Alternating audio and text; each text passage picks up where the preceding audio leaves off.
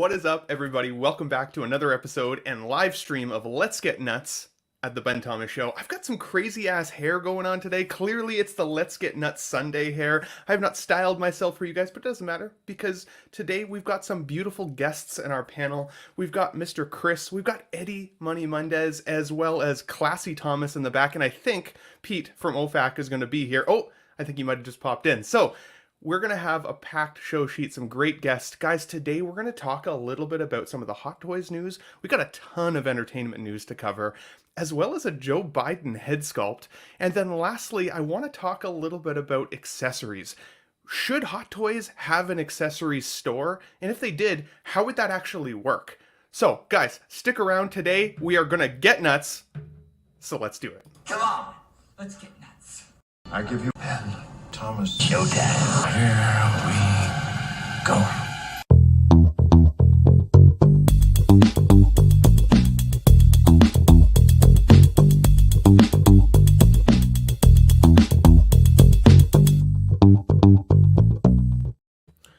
Alrighty, so without further ado, guys, let's bring in the guest of honor today, or one of them anyways, Mr. Eddie Money Mendez. Good to see you, buddy. This is your first time on Let's Get Nuts. I know, man. Thanks for joining, man. Yeah, thanks for having me, dude. Kind of a late addition, just not doing anything on a Sunday, so I was asking Ben if I could join in, and he was gracious enough to let me join in on the fun today, so appreciate it, dude. Appreciate it to talk some cool shit and meet some... I haven't streamed with one of the other guests, so it'd be cool to meet some new people. I said it in my private chat on my show sheet the other day that, you know, when I first started doing these live streams, I hoped that like anybody would even show up one time to stream with me, let alone having people that weekly are like, hey, I'll join. So it's an absolute honor to have friends here and to have somebody to talk to other than just myself and the chat, because I mean the chat's always here and they're lovely folks, obviously. So, yeah, but Eddie, thanks for joining, buddy. Made Media on YouTube. If you want to find where Eddie is at, that is the current channel at the moment, and we'll ask you a little bit more about that later in the show, Eddie, because kind of want to know what's going to happen with you there, buddy. But of course, next we have Mr. Pete from Only Fools and Collecting. I apologize, I was calling you Pete. I was like, are you asleep? Yeah. Is everything okay? No, that's my fault. I was just sorting out some stuff this end, and I thought, you know, if I say I'm going to be on, you can depend on me. Oh, I know. I appreciate it. I appreciate it. And hi, Eddie. Been a while, mate. Dude, nice to I see know. you. It's good to see you, Pete. I miss you, buddy. Yeah, you too, man. Yeah, you've come on OFAC a few times, so it's been good. Yeah. We'll get you back for episode 100 if you're up for it. Oh, hell yeah, dude. You might have to book some time off work, you know, but okay. It's worth it. I'll try to fit it in. Episode 100. That is pretty epic, Coming up, actually. Yeah. Now, we had some internet troubles today, but Classy Thomas has been able to join us once again. Mr. SpongeBob Square Bowels. I can't say it as good as Layout, but I try. How are you doing, Thomas? I'm doing good to see you, good. buddy. I'm doing very, very well. How are you today? Good, man. Good. You know what? It's been a crazy day. I'm in the process of getting my house sold, and so now I have absolutely nothing behind me. This will be... Even the Matrix guy's gone. Even the Matrix guy is cleared out. I've got tons of boxes upstairs. This will probably be the last Let's Get Nuts show in this particular setting. I think by the time we have another show, hopefully I'll be set up in my new place. So we'll see how it goes. I'm excited to actually get figures out again, because to be honest, for about a month, all of my stuff's been packed away. And so it's gonna feel like early Christmas again. I feel like when I'm starting to like unbox shit again and set everything up again, I'm gonna need like a whole weekend just to play with toys, right? So I know you've probably been lonely, haven't you? Yeah, a little lonely. Yeah. It's great. Though. It's nice to look forward to, because it's like getting them all new again. Yeah, 100%. And I even like. Okay, so accessories going back in the clamshell, one of the worst things ever. Like, if you don't take a picture of that shit ahead of time, you're toast. I'm like, how do these hands... It's the hand sculpts that get me the worst. How did they get that in the box, right? So, anyways. So, stay tuned. Soon we will have some figure magic in behind us. But yes, SpongeBob SquareBalls, dude, you only have 13 subscribers, which is an absolute travesty, because some of the content you've already put out is awesome. Classy Thomas, guys, if you're following right now, please go over after the show to SpongeBob SquareBalls on YouTube and hit that subscribe button. Let's get him pumped up a little bit. And I should be getting up some new content very soon. Hopefully, I'll get something up this week. That's what my plans are, and I have some exciting things. So yeah, please join me. I'd be glad to have We you. need to see your X-Men collection, Thomas. Yeah, So that's you going keep to be teasing one of it. my next. Yeah. Heck yeah. Then we got one final guest in the show tonight. Now, I'm calling this guest our guest of honor because last week we had too full of a panel, and this man had to actually step out of the show to allow another person to be able to join. We've got Chris from the Vintage Rebellion podcast here with us joining again today. Thank you for coming back. I appreciate it. I'm glad you weren't like, yeah, never getting nuts with you again, bud. So. Yeah. Well, you're a gentleman, Chris. I Hey. thank you. You're telling a touching story there, but it's nice to join a lovely panel with these guys. It's I got some editing done today for Vintage Rebellion on YouTube, so it's time to relax and have fun here.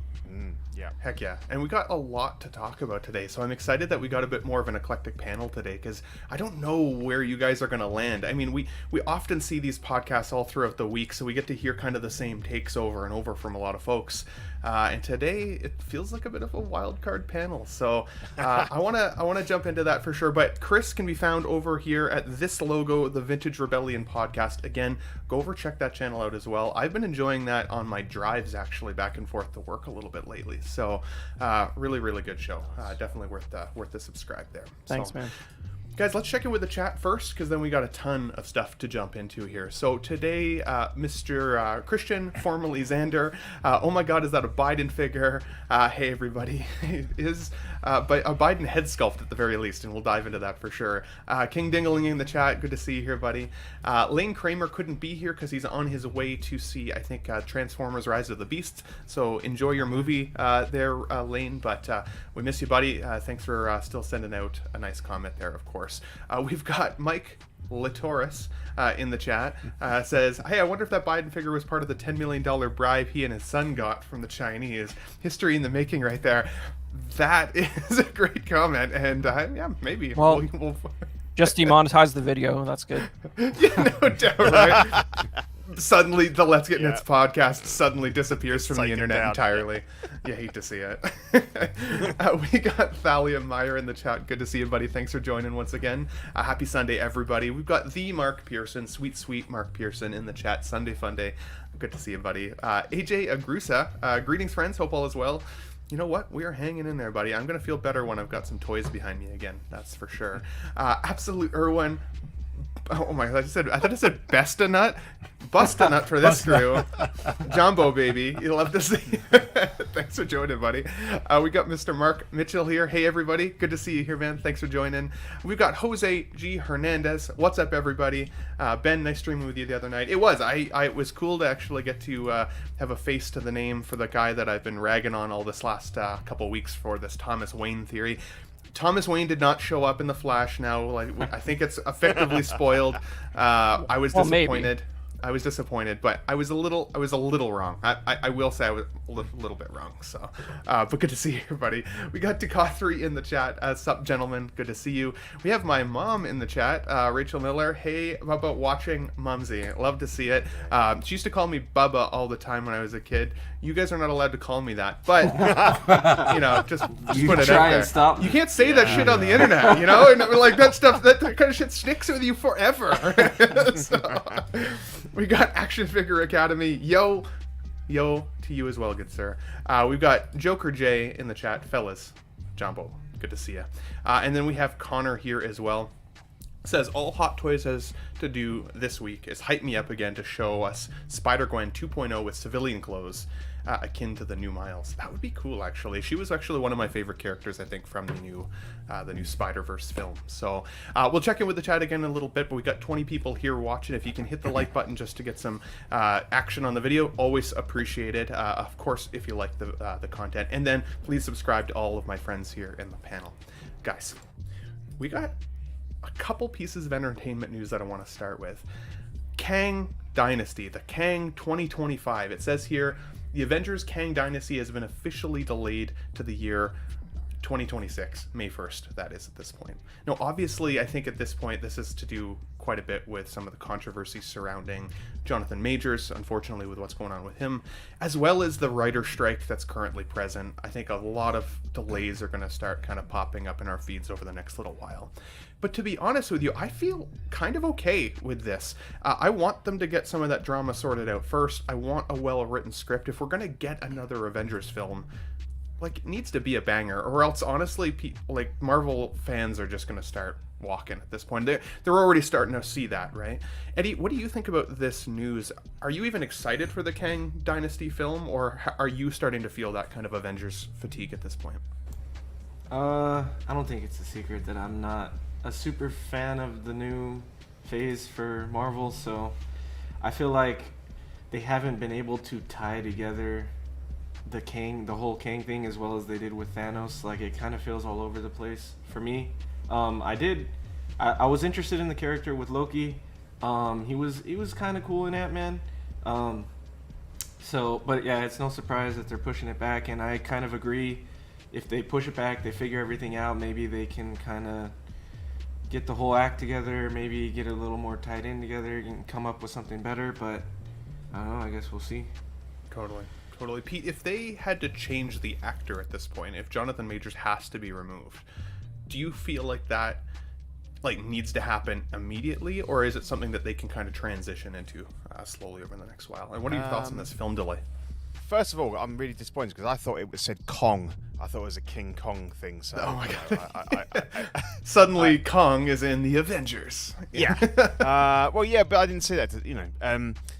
I think I said on a previous show that I wasn't that enamored. I was a bit kind of lukewarm to his performance in Ant-Man.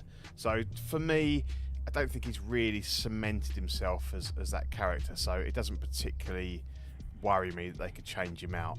The other thing I want to say is that 2026, that's too far off. I live my life by projected Hot Toys release dates, and I think we're only into 2025 at the moment. So yeah, I can't comment on 2026 stuff. That is fair. 2026 feels like an aggressively long time away at this point. I agree with that. It feels really far away. Classy Thomas, of course, I always love your take, buddy. Are you considering buying the Kang Hot Toys figure? And what do you feel about this delay when it comes to the actual film? Do you feel like it's too far out at this point? Well, as far as the figure, I do have it on pre-order because I'm just a sucker for the villains, and we clearly do not have enough villains, but I do like villains. So yeah, I did order Kang, and as far as the delay, I think in order for them to fit all of the other stories into it, like they're trying to do Secret Wars, we got Daredevil's thing coming on. If they're going to fit all of that in there, I don't know how they're going to, and I don't think they have really introduced Kang enough in order for us to have an arc solely wrapped around him. So I think a delay will give them an opportunity to kind of put their houses in order, essentially, and start tying loose ends together in their stories, and maybe even introduce a few additional characters. For example, I think I had heard that in Deadpool, that they're going to be bringing back some of the original X-Men so they can start participating in things like Secret Wars. And I think it would seem a little bit rushed if they tried to do all of that and the Kang Dynasty and tried to wrap it up in 2025, because that's just a year from, let's see, what are we, 2023 or 2024? 2023. So okay, we're a ways out at this point. All right, I lost track of the time. So it's probably a little bit further out than I thought, but yeah, I still don't think there's a problem in kind of stretching it out just a little bit. The only thing that bothers me about that is that that means that it will probably delay the introduction of the mutants, and I'm not sure how far back is going to push the Fantastic Four, and that's what I have been waiting for, has been those two groups. So I mean, I like the Avengers, but that was not my team necessarily, even though everybody in the Marvel universe has been in the Avengers. But I'm an X-Men fan through and through, as well as the Fantastic Four. So I hope it doesn't delay them out too far, because you know, I don't want it to show up after I've already passed on to the next dimension myself. You know, that would kind of suck to be able to have to miss those two. You made a good point there. Like, it does feel like there's a lot that needs to still happen in order to build some of the excitement even for this dynasty. And then, of course, with, you know, it's unfortunate that there is any level of drama with any actors, because it can skew people's opinions of those films. I honestly still think The Flash didn't do as well because of some of the controversy with Ezra Miller. What do you think with regards to this, Chris? Do you feel like this delay is more solely based around the writer's strike, the controversy with Kang, or, like Thomas said, just that there's so much that they got to fit in that they're like, yeah, we're gonna have to kick this down the road? I think it's just the actor drama and the writer's strike combined, but I think it's a good thing. You know, that, I mean, I'm a naysayer, man. The MCU's played out, in my opinion. You know, it's the most sequels of movies that have ever been in a shared universe by far, by a mile, by 10 movies, and it's like, you know, you got to raise the existential risk every time, and it's hard to think of what's more threatening than like several billion people being killed instantly. You know what I mean? What already happened like 4 movies back. You know what I mean? So, yeah. So I think it's good. I think it will feel like a little bit more of a fresh start if they push it off a bit and do a little bit of recasting. So I think it's a good thing. Agreed. It's interesting. You know, anytime I like get excited for these movies, I'm like, okay, I want to try and watch them all again. And then I realize the list is, you know, 30 plus movies. And I'm like, it's not possible. I don't have that kind of time. But for the people who may just be getting kind of into Marvel, it is almost too much history to go back. Like, if you don't know what has happened, like, how do you even get excited for it, right? So, but let's move into this one, because you guys mentioned a couple times here throughout the panel the Deadpool film. So Disney moves Deadpool up. This is an article in Variety. Deadpool 3 up by 6 months to May of 2024. Now, this is actually awesome news. Now, what we know about this is that the script has already been written. The majority of the film has already been completed. Unfortunately, because of the writer's strike, the only thing that I'm a little bit worried about is I've heard that Ryan Reynolds may not be able to do as much ad-lib as he has in past films. But the guy is a comedic genius. I'm sure that if the script is written, it's still going to be an absolute banger. Either way. Absolute Irwin mentions here, rumor here is that Ben Affleck may cameo as Daredevil for Deadpool. Tired of getting more variants and multiverse stuff already. You know what? If he came back as a Daredevil, I'd be on board with that. I won't go through the whole panel on this one, but Pete, for Deadpool, is this one that stands out for you, that, you know, you're getting your juices flowing, you're pretty excited about this, or again, is it kind of a meh for you at this point? Yeah, I've always enjoyed them, and are we getting Wolverine in this one or something? I remember there was a Hugh Jackman's cool. making cool. the return, and I mean they've had quite the like interesting back and forth between the two actors over the last couple of years, right? So I'm excited to see how they bring that into the film. I absolutely love Ryan Reynolds. I think he's one of the jewels of the big screen at the moment. And rumor has it he might be doing the Celebrity Bake Off in the UK, because he spends a lot of time here now with his football club and stuff like that. So he's a legend. So yeah, I would definitely be up for seeing this. Absolutely. Eddie, I know you've been kind of going into statues a little bit more lately, but you've had that the recent Joker from InArt come to your collection. I watched your unboxing with Marco. Really entertaining video, by the way, on the She Said No podcast. From this film, though, I know you are a Deadpool fan. Is this something that you would want to collect from this film, especially if we get like a Hugh Jackman Wolverine or a cameo of Ben Affleck Daredevil? What's your thoughts? Yeah, hell yeah, that would be awesome if we could get a Deadpool movie statue. We still don't have that. I think the only Deadpool movie statues there are like little gallery statues or little 1/6 statues, but yeah, it would be awesome to get quarter scale statues or anything like that. And then anything with Hugh Jackman Wolverine would be awesome. Like, I even want the new Hot Toy. I used to have the Deadpool hot toy from Deadpool 2, but like I've been going in and out of figures the past couple of years, so I sold that one off. But that was always one of my favorite ones. And like Pete said, Ryan Reynolds is you know, an awesome actor and like amazing at Deadpool. And I'm super excited for this. I know I said I'm out on Marvel, but like this is probably, I haven't been this like anticipating a film probably since like Endgame for Marvel. So Totally, dude. it'll be really awesome. And kind of like Thomas said, I was always an X-Men Fantastic Four guy growing up, and not even, I mean, X-Men animated series, yes, but like I didn't read comics, so Fox X-Men was always my X-Men, dude. I know people don't like them, but I like them. them. I love them too. Yeah, and They were great even for the Fantastic Four movies with Jessica Alba and Chris Evans as Human Torch, like those were my movies. So I'm excited for any kind of cameos we could get. Daredevil, Ben Affleck Daredevil, that I love that movie. So yeah, that would it's giddy for me to like think of all the stuff we can get from this, because I love how he's done. Even in the first two, he did little cameos, you know, with the X-Men First Class, and he went back and corrected his wrongs from Origins. So yeah, anything we get from this, I'll be super excited. So Heck yeah, dude. awesome. We got Calvin, aka the low-key collector, in the chat says, "Sup fellas, checking in from Six Flags. Dang. Hope y'all have a dope show." Man, I am jealous. I would love to be on a roller coaster right now. Right. Guys, just take a minute to appreciate that headline and realize the world wasn't meant to exist this long. What do you What are mean? you talking about? What- Just read that headline and think about it. Disney moves Deadpool 3 up by 6 months to May 2024. It still sounds weird to me. But all right. What, Disney and Deadpool? Exactly. Yeah. Oh, How Oh, I odd. see. What you Yeah. mean. Yeah, that's I fair. don't And know. I It's mean, probably. I It'll hope be it good. doesn't lose its. I hope it doesn't lose its edge.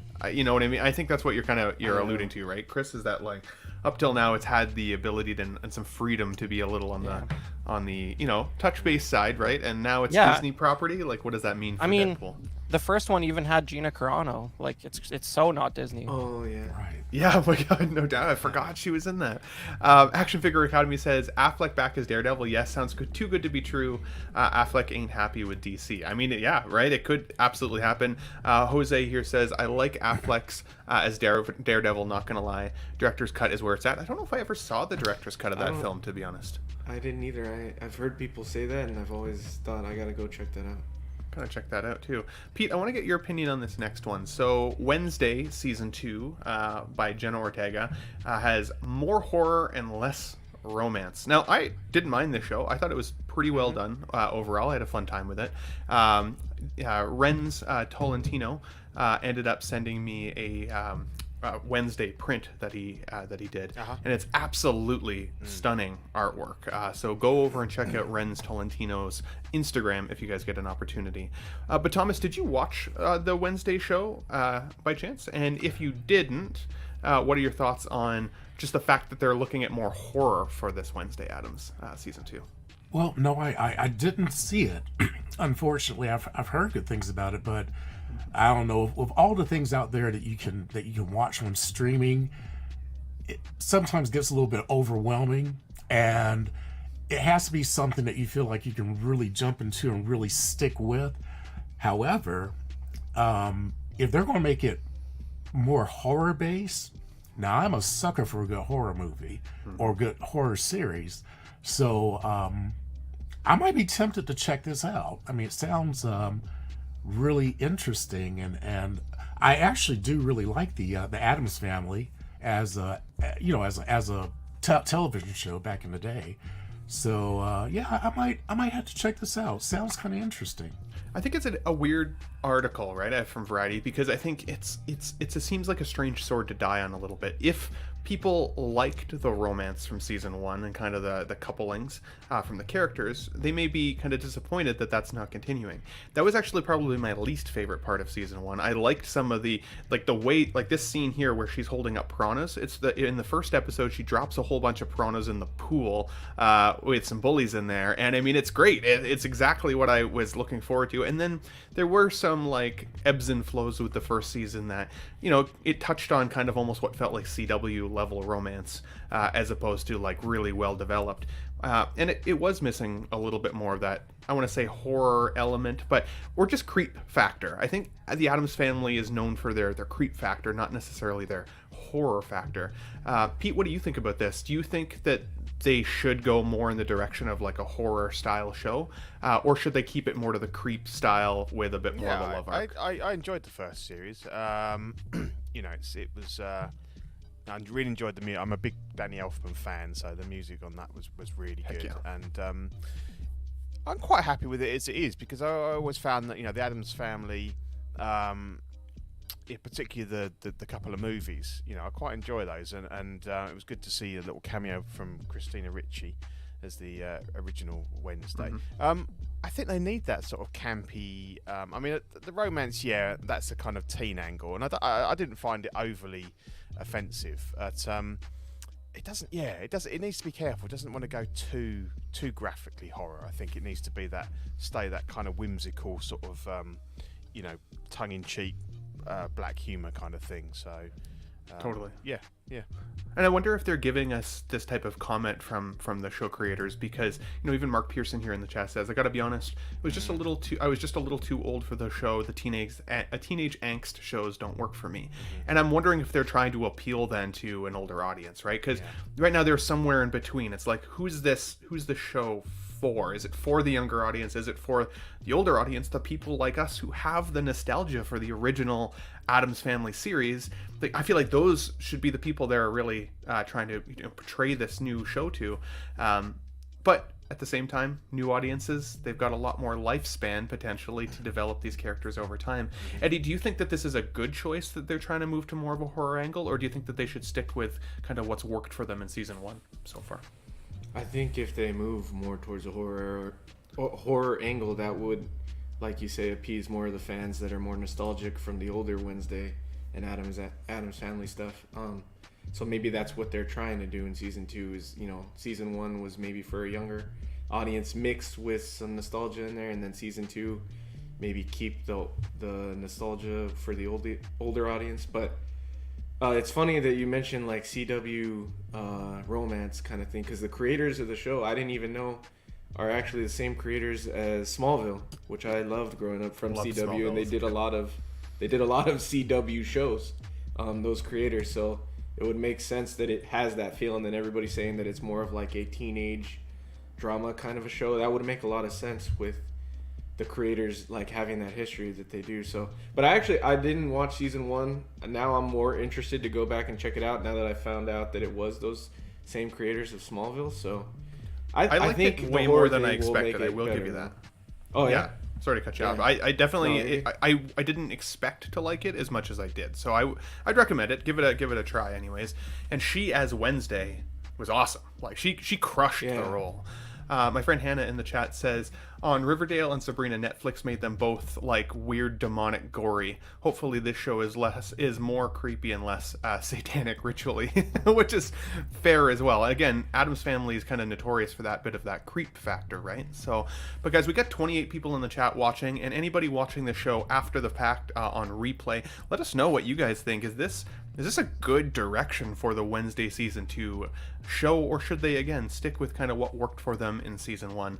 I would love to hear your thoughts. I'm thinking that maybe it might, maybe what they're trying to do is just give the show a little bit more edge. Like, if, you know, which, I mean, any show can benefit from, you know, having a little bit more, you know, having a little bit of edge so that things kind of stay a little bit more unpredictable. Mm-hmm. And it doesn't say they're cutting out the romance. It just says they're going to be adding more horror and way less romance. So maybe they'll be kind of including the established characters who started with the romance in this series, and then continue their arc and kind of give them that little creep factor to kind of scare them a little bit more. Absolutely. Yeah. Well, you ought to also keep in mind where this quote's coming from, and it's her. And she's an actor, and she's 20, and she might not deeply internalize what made the original Addams Family good. And I don't think that's necessarily like any slight against her. It's just the reality of being a 20-year-old actor, and you don't watch a million years of things that came before you. Sure. But you know, I'm not worried about it. I think that it's hard to gauge episode composition based on script dailies and all that. But I totally agree. Yeah. Totally agree. That's a well said point, Chris. And even Action Figure Academy here says the original Addams Family series is iconic because of its tongue in cheek. Too dramatic and dark loses its essence a little bit. And that's, I think, where I'm most worried about. When I see the word horror, I think of all my friends that every time I'm like, ooh, there's a horror movie coming out, they're like, oh, I don't do horror. I would be worried this would almost lose an audience as opposed to actually gaining what they're hoping for, which again is more of that original essence of the show. But yeah, interesting thoughts, guys. Thanks for your take on that. Let's move into this next one because this one is a bit spicy. It's maybe not spicy, but I thought it was spicy. This popped up in my feed this week, and it says Christian Bale's Batman would have sold more tickets for Flash than Michael Keaton's Batman. Eddie, what do you think of this statement? Is this a true statement or not? I don't think so. Because for me, watching it twice, I feel like Keaton's what sold it for me in the beginning. And I feel like that was what a lot of the talk of the show was. I mean, people were calling it a Batman movie. Like, from the second that we realized Keaton was going to be in it, it was a Batman movie. And we had to remember it's a Flash movie, not a Batman movie. So I think Christian Bale in it would have definitely sold more tickets, but over Keaton, I don't think so. It would have been cool to see Bale. That would have been really, really cool, especially because, we didn't get to see anything after the trilogy, and I know a lot of people have been wanting that, so it would have been helpful, but I don't think over Keaton it would have sold more than it did. I didn't even know it was selling so low. I looked up the box office the other day, and I was like, wow, I thought it was doing better than that, because it's a good movie, and it's a good to see in the theater movie. I know a lot of people are streaming from home now, but it's worth the watch with Keaton alone. So I had a great time with it, but the buddy that I went with hated it, and so very split feeling, with my group of friends that we were there with. But for me, I don't know if I would have wanted Christian Bale's Batman in this because of the kind of universe that it was, right? It was very self-contained as it was. I liked that aspect of it. The cameo at the end, let us know in the chat, guys, if you haven't seen the film, but there is a cameo at the end with another Batman actor, and I don't know if I liked that any more or any less. Honestly, I'm kind of happy it wasn't Bale. I think if it was Bale, people might have liked that more than who it was. You know what I mean? The only reason I think it's better of who it was because it kind of puts an end to the whole thing. It's like nobody wants him to be the next Brave and the Bold Batman. Yeah, so that's it. We're good with that. We're out. Yeah. Pete, what do you think of this statement? True or false? Would Bale's Batman have sold more tickets than Keaton? I don't know. It's for me, it was definitely about Keaton. I enjoy the Dark Knight trilogy, but for me, it's not as iconic as Keaton. And obviously, there's a lot of quite fantastical elements to, I know that Bale had the bat, but it's not the same as having a proper, Batwing and all that sort of thing. So.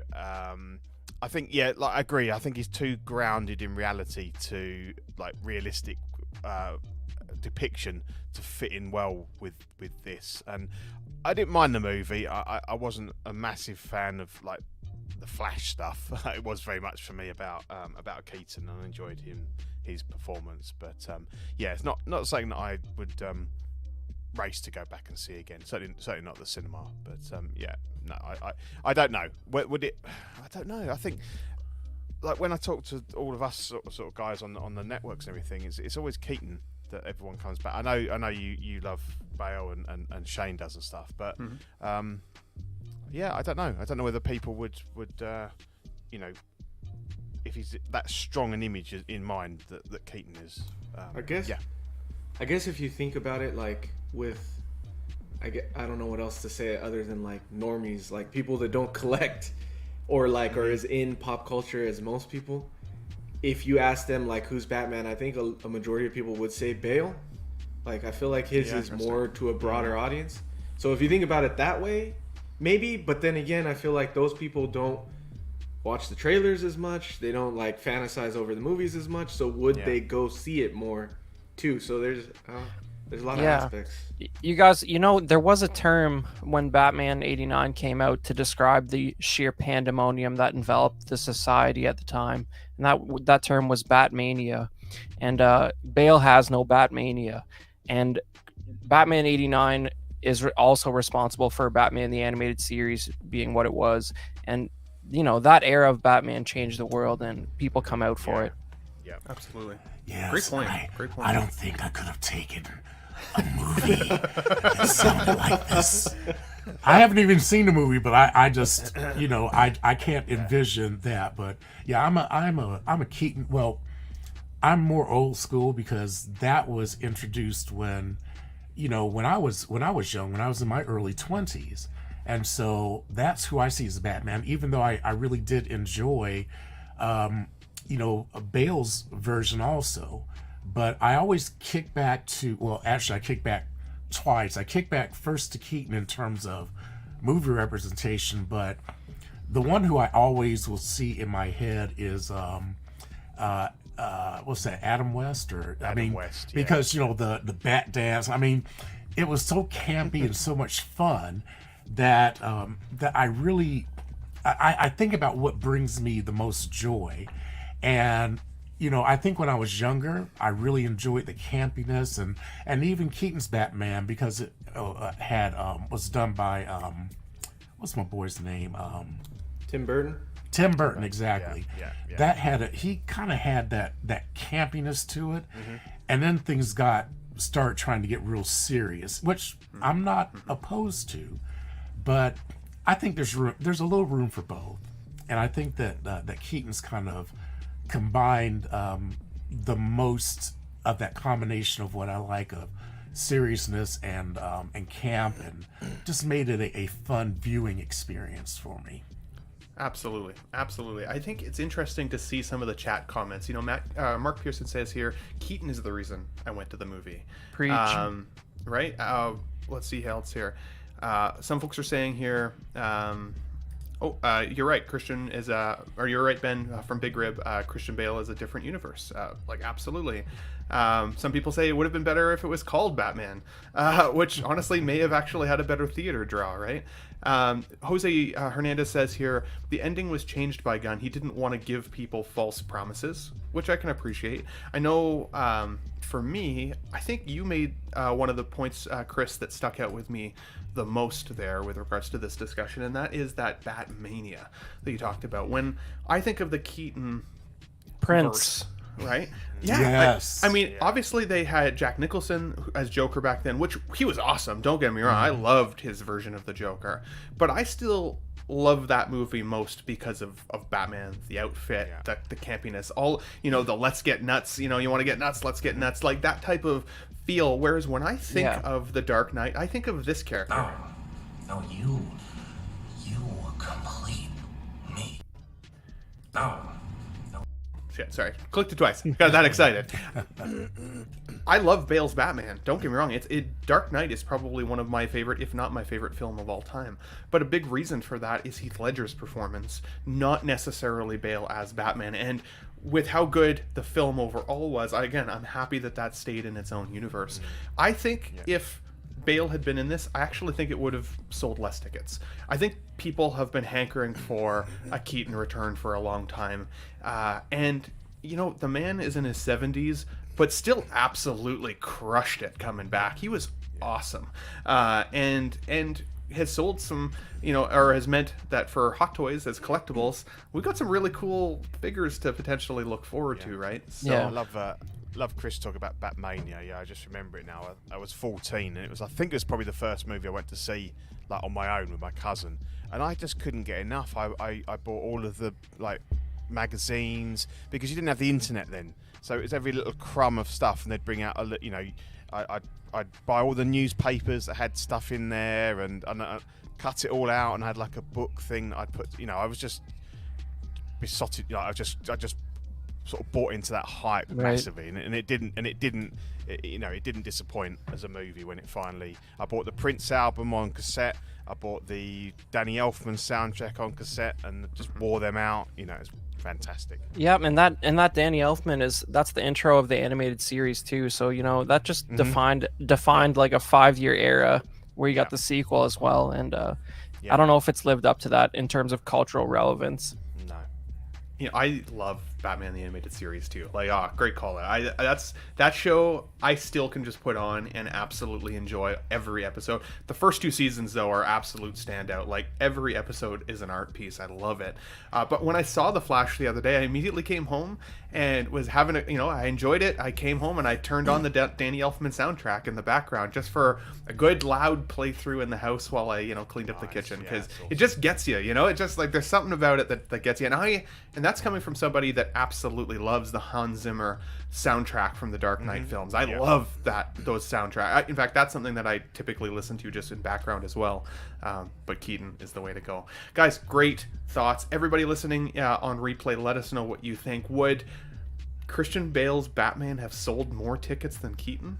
Let me know what you guys think in the comments down below. So this also popped up, and let's talk about it real brief, because of all of the different Elseworlds that we got to kind of see collide in the Flash film, this was one that I think they could have done a little bit of CGI magic with and had a little planet with these guys pop up as well. We're looking at Batman Year 3, which actually shows Robin Williams in the Riddler costume, as well as, I apologize, what can you remind me what the gentleman's name is for Two-Face there? Lando Calrissian's actor.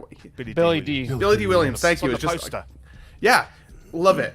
I think this could have been a really cool movie go. back in the day. What are you showing us here? Oh, there you go. That- This is the Bat- comic book. Yeah, Batman '89 Nice. comic. I mean, that's a better looking Billy D. Two-Face right there. Look at that 100%. craziness. That looks awesome. That looks awesome. You guys got to check that out. That's a read that I did years ago, but I had a fun time with it. Quick round table, and then we'll move on. Do you guys? Would you have been excited to see this, or do you think this would have just created confusion for people? Would they have been like, "What the hell is that?" What do you guys think? It looks terrible. It looks terrible. I would have been really down for Billy D. Williams as Two-Face, though. I think Dude, he could have I done don't know, a great dude. job. I don't think it could know. have been cool. I think I I don't think see Robin as Riddler, though. I think Why Marlon Jim Wayans? Carrey embodied How'd he that get in there? character. and He was- yeah, Marlon and Wayans was- as well. but he was gonna be Robin in the third movie. Oh, was he? Yeah. Oh, okay. Yeah, that's why. And they Right. Val Kilmer won. But I think people have rose-colored glasses when it comes to Billy D. Like, sure, he's good as Lando, but I don't know if he's got the chops to like act crazy. I don't know. Yeah, I think he could have. I think he could have been pretty cool, a little scary, and I like that it would have been a continuation of what we saw from the Keaton verse. But I don't know. Let us know in the chat, guys. What do you think? Would this have been one that you would have got excited about to see as an Elseworlds planet, or are you kind of happy they just excluded this and moved on? I think it would have been a cool rip from the comic book, like Chris was showing there. But then this also popped up for me this week. So we're looking at, of course, an Avatar screen clip here from Variety, and it says here, after retiring from MCU, Zoe Saldana makes concerning statement about her future in this $5.2 billion Avatar franchise. And what she's really referring to here is the release schedule of these films coming up. So we just saw Avatar 2, and it did pretty well. In fact, like, they kept saying, like, if it doesn't make $1 billion, it's going to lose money. And I honestly thought, like, there's no way it's going to make $1 billion then. If they're putting that kind of, pressure on the film, people are going to be like, heck that, no, I'm not going to see it. And it still did cross the line, which is pretty impressive. But it looks like Avatar 3 is slated for December 19th, 2025. The 4th is 2029. And the 5th is all the way out to 2031. Now, Pete, you made a great point earlier of like, man, some of these extended date ranges just feel outrageous.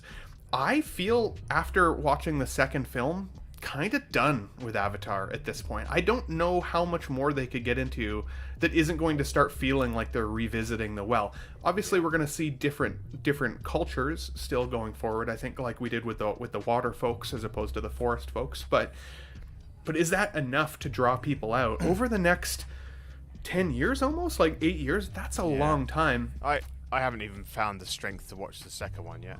Man. Even though it's free on Disney. I remember seeing the original one in 2009, and it was a real event movie because it was the return of 3D, and it was done really well.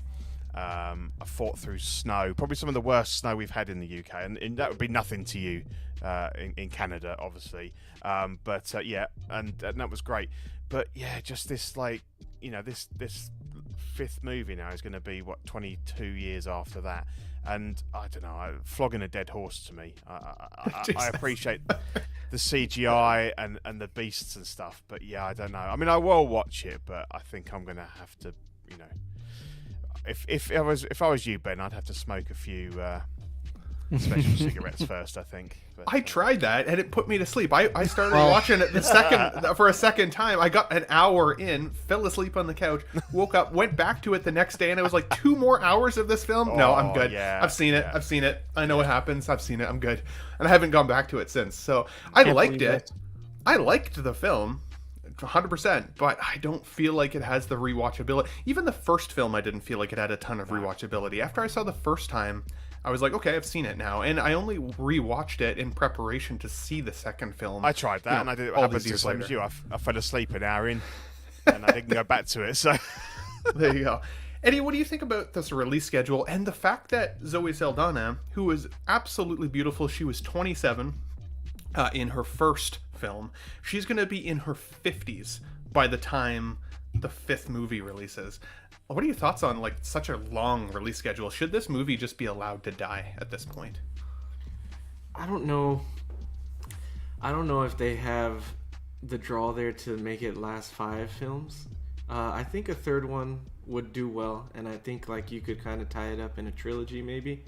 Because I'm still super excited for 3, and then 4. The only reason it like that I look at it and think yes, I'll be interested in that is because it's the Tolkien writer.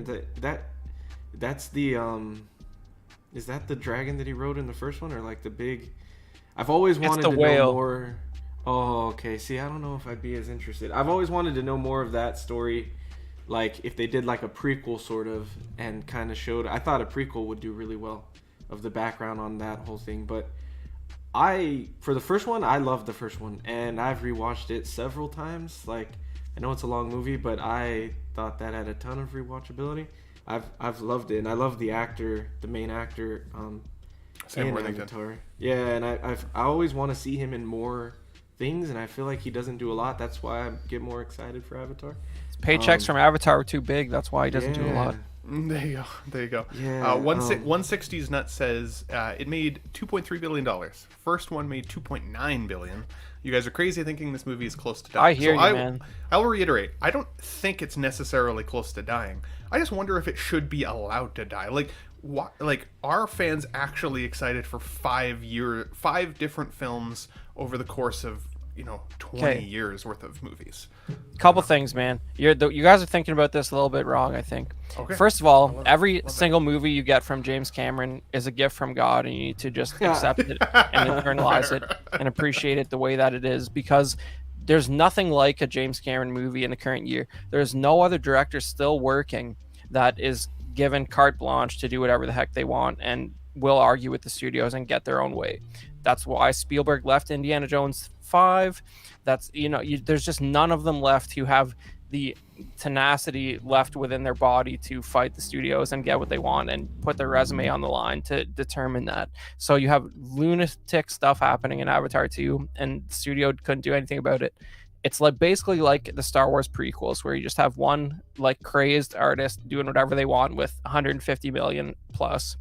It's awesome. Maybe you got to get in the right headspace to appreciate it, but I'm of the belief, like Jimmy C, where you should see it in theaters in 3D, and if you never watch it again, that's okay, but that's a wild ride in theaters in 3D. Yeah, totally. Great points, Chris. Great points. And you know what? I think James Cameron, 100%. When you say that, if he's given carte blanche to do a film, it's going to be pretty awesome. The guy's he's going to be in his 70s by the time my gosh. Avatar 5 comes out, though. Did you guys hear him this week about the sub, by the way? Like, absolute legend. He's on the news everywhere, wants to hear what James Cameron thinks about the missing sub, and he's like, yeah, I knew it blew up like instantly, but I didn't want to be that guy going on the news saying they blew up right away. I waited till they figured it out. like he just knows everything. He's been deeper in the ocean by himself than anyone. Watch his movies. There was I think it was a South Park episode where he's diving off the Titanic and he gets pulled apart. I can't remember if it was South Park or Family Guy. It's amazing. But, South Park. yeah, pretty awesome. Too soon, guys. 160s Nuts says 3 movies over 10 years is nothing. Marvel puts out that in 8 months. Plus, this is a huge overseas, and Make I 'em think wait. that is a good point too. I think with at least the release schedule, it does create some build up, does create a little bit of time waited in between, and then I think it does pique people's curiosity. What is he going to do next? I'll at least go see it once, right? And if 1 billion people go see it at least once, that's still a pretty good box office draw. So great thoughts, guys, and great comments in the chat. Thanks for giving us your thoughts on that. We have 32 people live right now watching. Thanks for joining in. If you can hit the like button if you haven't already, always appreciated. And of course, subscribe to all my friends here on the panel as well. We got 2 more pieces of entertainment news, guys, and then we are going to jump into some figure news, which is exciting as well because we got lots to talk about there. This one I will just briefly touch on. It says Warner Bros. Has announced that Beetlejuice 2 has hit theaters on will hit theaters on September 6th of 2024. So really next September, which I'm pretty excited about. Beetlejuice for me is one of my favorite films of all time. The music, the characters, I love it. Absolutely love it. And Keaton is on fire right now, right? I mean, everybody's talking about Keaton right now. So this was a great time to bring this news up, as well as Jenna Ortega. She's really hot right now for the younger audience. So I think a kind of a merging of younger folks as well as older nostalgic folks could be a really good fit. And I love that we're getting a chance to see Catherine O'Hara coming back. This is just an absolute banger of a cast. So Eddie, real quick, Beetlejuice 2, is this one that you're like, heck yeah, excited for? And would you want to collect from it if we got some figures from a Beetlejuice film? Hell yeah, definitely. I'm so happy that Keaton is doing so much stuff for the nostalgia, dude. The first Beetlejuice was amazing. He killed that character. And I'm excited to see Winona Ryder and Jenna Ortega in it, and even Goblin. I forget his name. Willem Dafoe. Willem Dafoe. Hey, Great actor, so- let's not leave out Monica Bellucci. She's pretty special, Dude. You know. Yeah, she is. It's cool to see. It's cool to see all of it, and I'm excited for it. And yeah, that gives us a chance for Hot Toys to maybe do a Beetlejuice. I don't know if they did an original one, or I know there's Sideshow did one. That's what Sideshow did one, yeah. So that would be amazing. That'd be a great figure to have in the collection. So yeah, it's awesome. Absolutely. Mark Pearson says, excited about Beetlejuice, but I'm already getting the Millie Bobby browned by Jenna Ortega, though. She is kind of showing up in everything, right? If it's even slightly horror-related, she's showing up. I could see people getting a little bit fatigued by her, but I think she's pretty good. Jose says, Jenna Ortega is really hot for the younger audiences. I see what you did there, Ben. Yes, maybe. Yes. Pete, are you excited about this film? I mean, obviously the original is a classic. Do you think that they should just stick with the classic sometimes, or do you think revisiting the well at this point is actually? Yeah, I think we're in this kind of zone now where rebooting 30-year-old, 40-year-old franchises is the thing, and it's okay sometimes. I thought the Ghostbusters movie was okay, wasn't bad. I don't know. Weirdly, I'm a massive Tim Burton fan, and Danny Elfman, that collaboration, but I don't know why Beetlejuice never really hit the mark with me. Maybe I need to rewatch it again.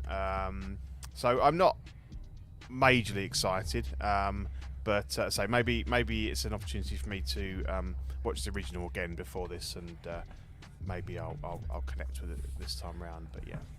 Totally. It's got my juices flowing, but I do get that feeling, like that people are feeling lately, of that, like that new, like, you know, or like Absolute Werewolf says it perfectly, actually.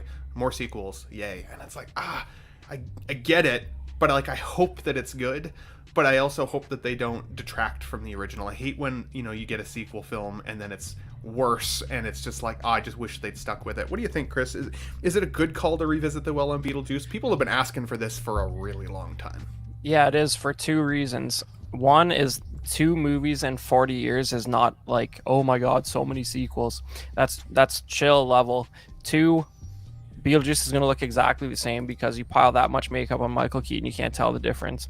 And you got Tim Burton back, and Tim Burton's the reason Jenna Ortega's in it because he was involved with Wednesday, obviously. So it's not just some casting director being like, let's put her in everything. He just likes working with her, I guess. That's what it is, right?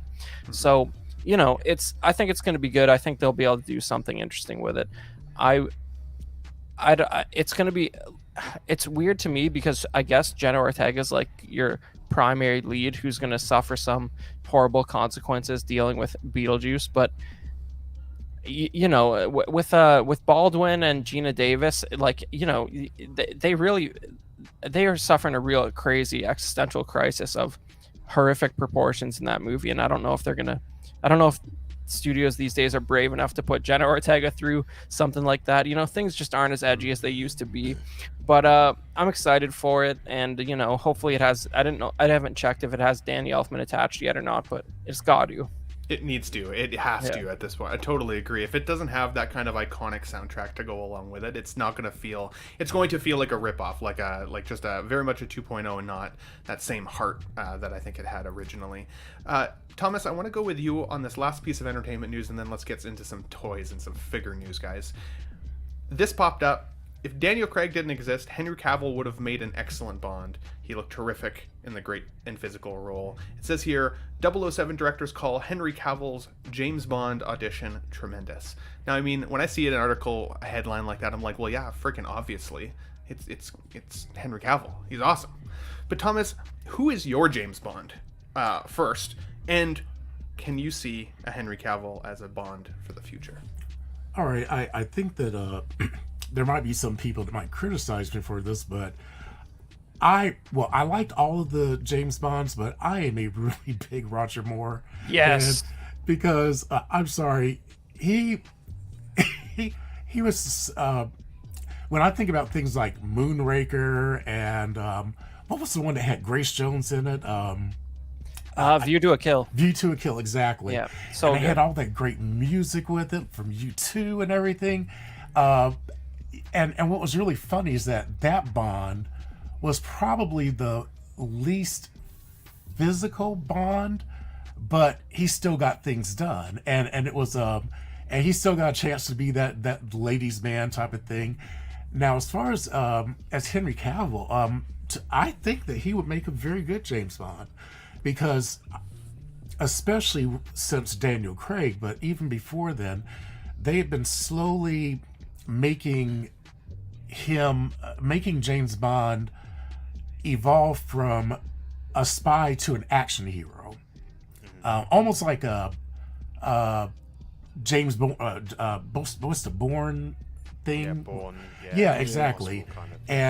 And even though he still has that great, cool British thing going on, I think the action is what really bring him in as a character to make him really, really stand out. So, I mean, I would be and I enjoyed everything that Daniel Craig did with James Bond. So I would be very excited to see what Henry Cavill would do with it. And he has matured so much as a character and as a human being. I think that now he's kind of at the age where he could really be believable as a sophisticated, worldly gentleman who can also whoop some ass and do some spy stuff. Absolutely. So I And the think Mission that would be something Impossible I'd check out. Fallout. Mission Impossible Fallout, that for me really highlighted how cool he could be as a Bond. There were some badass action scenes. Yeah. Man from U.N.C.L.E. too. I haven't seen that one yet, Eddie, actually. I You gotta should check that out. one out if you Okay. like him as a spy or secret agent or anything. Cool. That's Sticking with pretty you good. then, who's your Bond, Eddie? And can you picture Henry Cavill, or would you have another fan cast in mind? People might give me shit. I know Pete will give me shit because I'm kind of known for not seeing things, but like I have never seen any Bond movies. Any of them. Me either. Daniel Really? Craig Wow. or the old ones. What? I think that's kind of why I never saw it, is because Daniel Craig was never a draw for me. Because when I think Daniel Craig, you guys are gonna laugh, but I think of Tomb Raider. Yeah. He's using one of the Laura Croft Tomb Raider with Oh, Angelina Jolie. So like, he never was a super cool action guy to me. So I don't know. I never got into the James Bond stuff. I used to play a James James Bond video game on PlayStation that I fucking loved. That's all. Agent my Under James Bond. Fire. Yeah, and It's not even gone with GoldenEye, the classic. I know, that's what Well, I thought you were going to say on N64. That one was good but- too. Yeah. I think GoldenEye is what I played. That one sounds more familiar. That's But one of the greatest games ever. But yeah, if this is kind of like that thing where would Bale or Keaton sell more tickets? If they attach Cavill to it, I'd be in James Bond. I just feel like, you know, he's got the accent already, like he's got the look. He looks like a secret agent, and like you said, he killed it in Fallout. Like, but also, I know he's good at being a good guy, but he needs to do more villain roles. Like, he's great as a villain too, so. It would be cool to see him as a James Bond villain or anything like that. So Good point, because he's so likable that if he's a villain, it's like you're going to want to like Yeah. him, but also love to hate him at the same time if he plays Yeah. it right. Yeah, Totally yeah. agree. Quick Pete, what would you say is your James Bond, or who is your James Bond? And Oh. do you have a different fan casting than Henry Cavill if we went with this, or what do you think? I don't know. That's difficult to put on the spot. There's probably plenty of guys that could do it. For me, yeah, Roger Moore. I grew up watching his stuff on, you know, just constantly, just like Man with the Golden Gun. You know, me and my brother used to watch them. They were on the TV all the time. I don't think you could have a Bond like that anymore, because it's so. If you watch it back, it's you know, the politically correct world we live in, quite rightly these days, wouldn't allow you to kind of have the same sort of character. So yeah, I don't necessarily like the fact that it's gone more actiony. I thought Daniel Craig was okay. I didn't love him. I didn't warm to him like I did with you know, Roger Moore. But I think Henry Cavill would be good. And obviously we are in a space now where we haven't had a Bond movie for a couple of years. We are going to need a new actor to play him. So yeah, I'd happily let Henry Cavill give it a go. Totally. Plus, Totally. with Roger Moore, I mean, where could you get a movie called Octopussy? I mean, really? I mean, come on. yeah. Not anymore. Never again. Yeah. I don't think I would make a good Bond, Joker J, but I appreciate the compliment. Chris, I think you'll find I'm the only one that's really eligible on this panel. you'd make an excellently You got sexy the accent, James yeah. Bond, Pete. I can Well, totally see thank it. you. Yeah, There I- was an my- Australian once, but they sorted that out. It's British. My all the family's way. all British, and I can't make up a British accent. I'm terrible at it. But so, Chris, who's your favorite Bond of all time? Good sir. I am so happy that 3 out of 5 are Roger Moore here, guys. Yeah. Like, oh my God. Listen, if you know, I know no one out there is going to listen to me, but what you should do is go on whatever device you got and rent The Spy Who Loved Me for $4.99 That right is now. the greatest. Because I love that it- movie. that might be the best James Bond movie. If you ever want to see Great. what it looked like if you just see money on screen before CGI, it's the end battle of The Spy Who Loved Me, where there's just like two armies of 100 guys shooting blanks at each other with squibs on their chests, just chaos and explosions That and movie's just so danger. iconic. Yeah, It and has just the submersible Lotus. I mean, and it's got Jaws. It's Yeah. just nuts. Yes. Yeah, It's yeah. it's just The best. insane. Yeah, And you yeah. can't, you're not going to watch it out there, but I hope that you do, but you won't because you're spineless. But you should do it.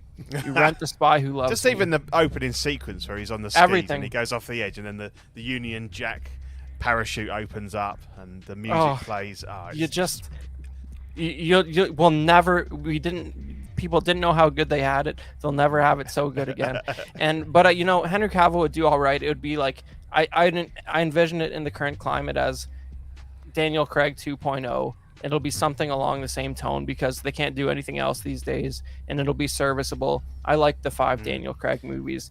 I like how they were sort of chronologically connected in a new way that we haven't seen with James Bond anymore. I think you made a good point, Chris. I think that was probably the era where James Bond really suffered was with Pierce Brosnan, because some of the CGI was janky as fuck, awful.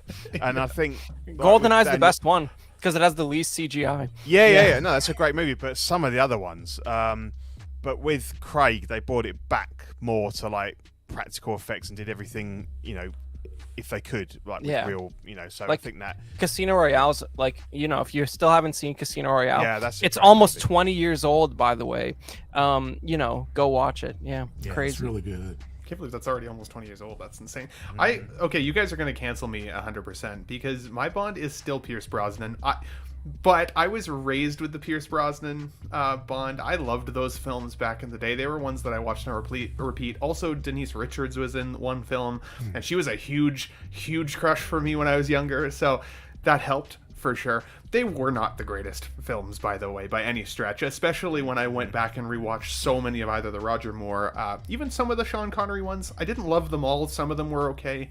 And then Daniel Craig, to me, he always kind of, like, I never thought he was a very attractive dude. I know that sounds weird to say, but, like, he's kind of like a pit bull type of dude, Like, he played Bond well, but, like, when there's one scene in, I think it was Casino Royale, where he, like, gets out of the ocean and he's all, like, jacked and he's, like, walking up the beach, and it's supposed to be, like, a really sexy Daniel Craig scene, and I'm like, dude, no, sorry. Like, We say yeah, Butterface. like, it's just, I don't know. I can't see the ladies lining up for a Daniel Craig like they would for a Henry Cavill or a Pierce Brosnan back in his prime, or even a Sean Connery back in his prime. Like, I don't know. I never saw Daniel Craig in it. So while I didn't hate the movies, he never felt very Bondy to me, and it kind of lost me. So I'm excited to see what the future of Bond could be. Who is going to play the next Bond? Oh, and Ben, let's not forget, Denise Richards was also in Undercover Brother. Undercover Brother, Starship Troopers in the shower scene. I recommend that scene. Well, 100%. Yeah. What's the pause time on that? You must know it.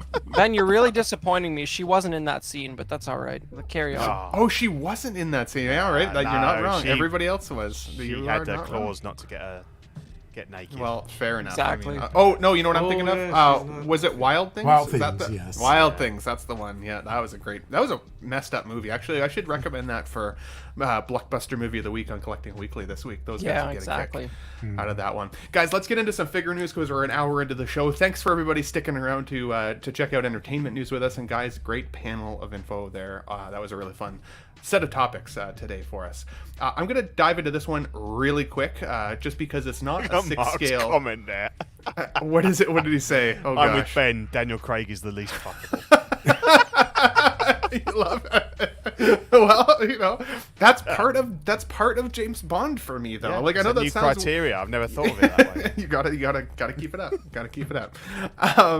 This popped up from NECA this week, and the only reason I wanted to bring it to everybody's attention, obviously this is not 6 scale, but I thought of my friend Marco over at 16 Fix, because recently he got the Secret of the Ooze Turtles direct from the source, direct from NECA, and he even paid additionally for this custom, or not custom, but like this collector box, and it came dented, and they did absolutely nothing to help this man get his box replaced. And then this figure popped up, and I had to immediately send it to him because, of course, we're looking at Kino with Scooter from the first scene of Secret of the Ooze, the Ninja Turtles film, the second one. And while I loved that film back in the day, I have collected all of the turtles from the original film, which I think are better done than the Secret of the Ooze turtles. I didn't like the costume direction change that they made. I liked the kind of the darker feel of it. This is not a figure I think that I would buy, but in terms of what it comes with the bike, and the Kino figure looks just like the actor, as well as all of the stuff that comes in the pizza box, I think it's kind of cool. Do you guys have any thoughts on this particular NECA release? This is criminal. It really is, because you're getting a vehicle and an unknown character. You know how much stuff we'd rather. Where's my monsters from the Thing, NECA? Okay, I got Kurt Russell with no monsters. What's going on with this? I've never heard of this character in my life. No, I don't think I've ever seen the second movie. So You've never seen the second film? No, I just stopped this at the is- first. Ben, can you flip Probably back 2 their number slides? one selling. Go back 2 franchise, slides? So Yeah.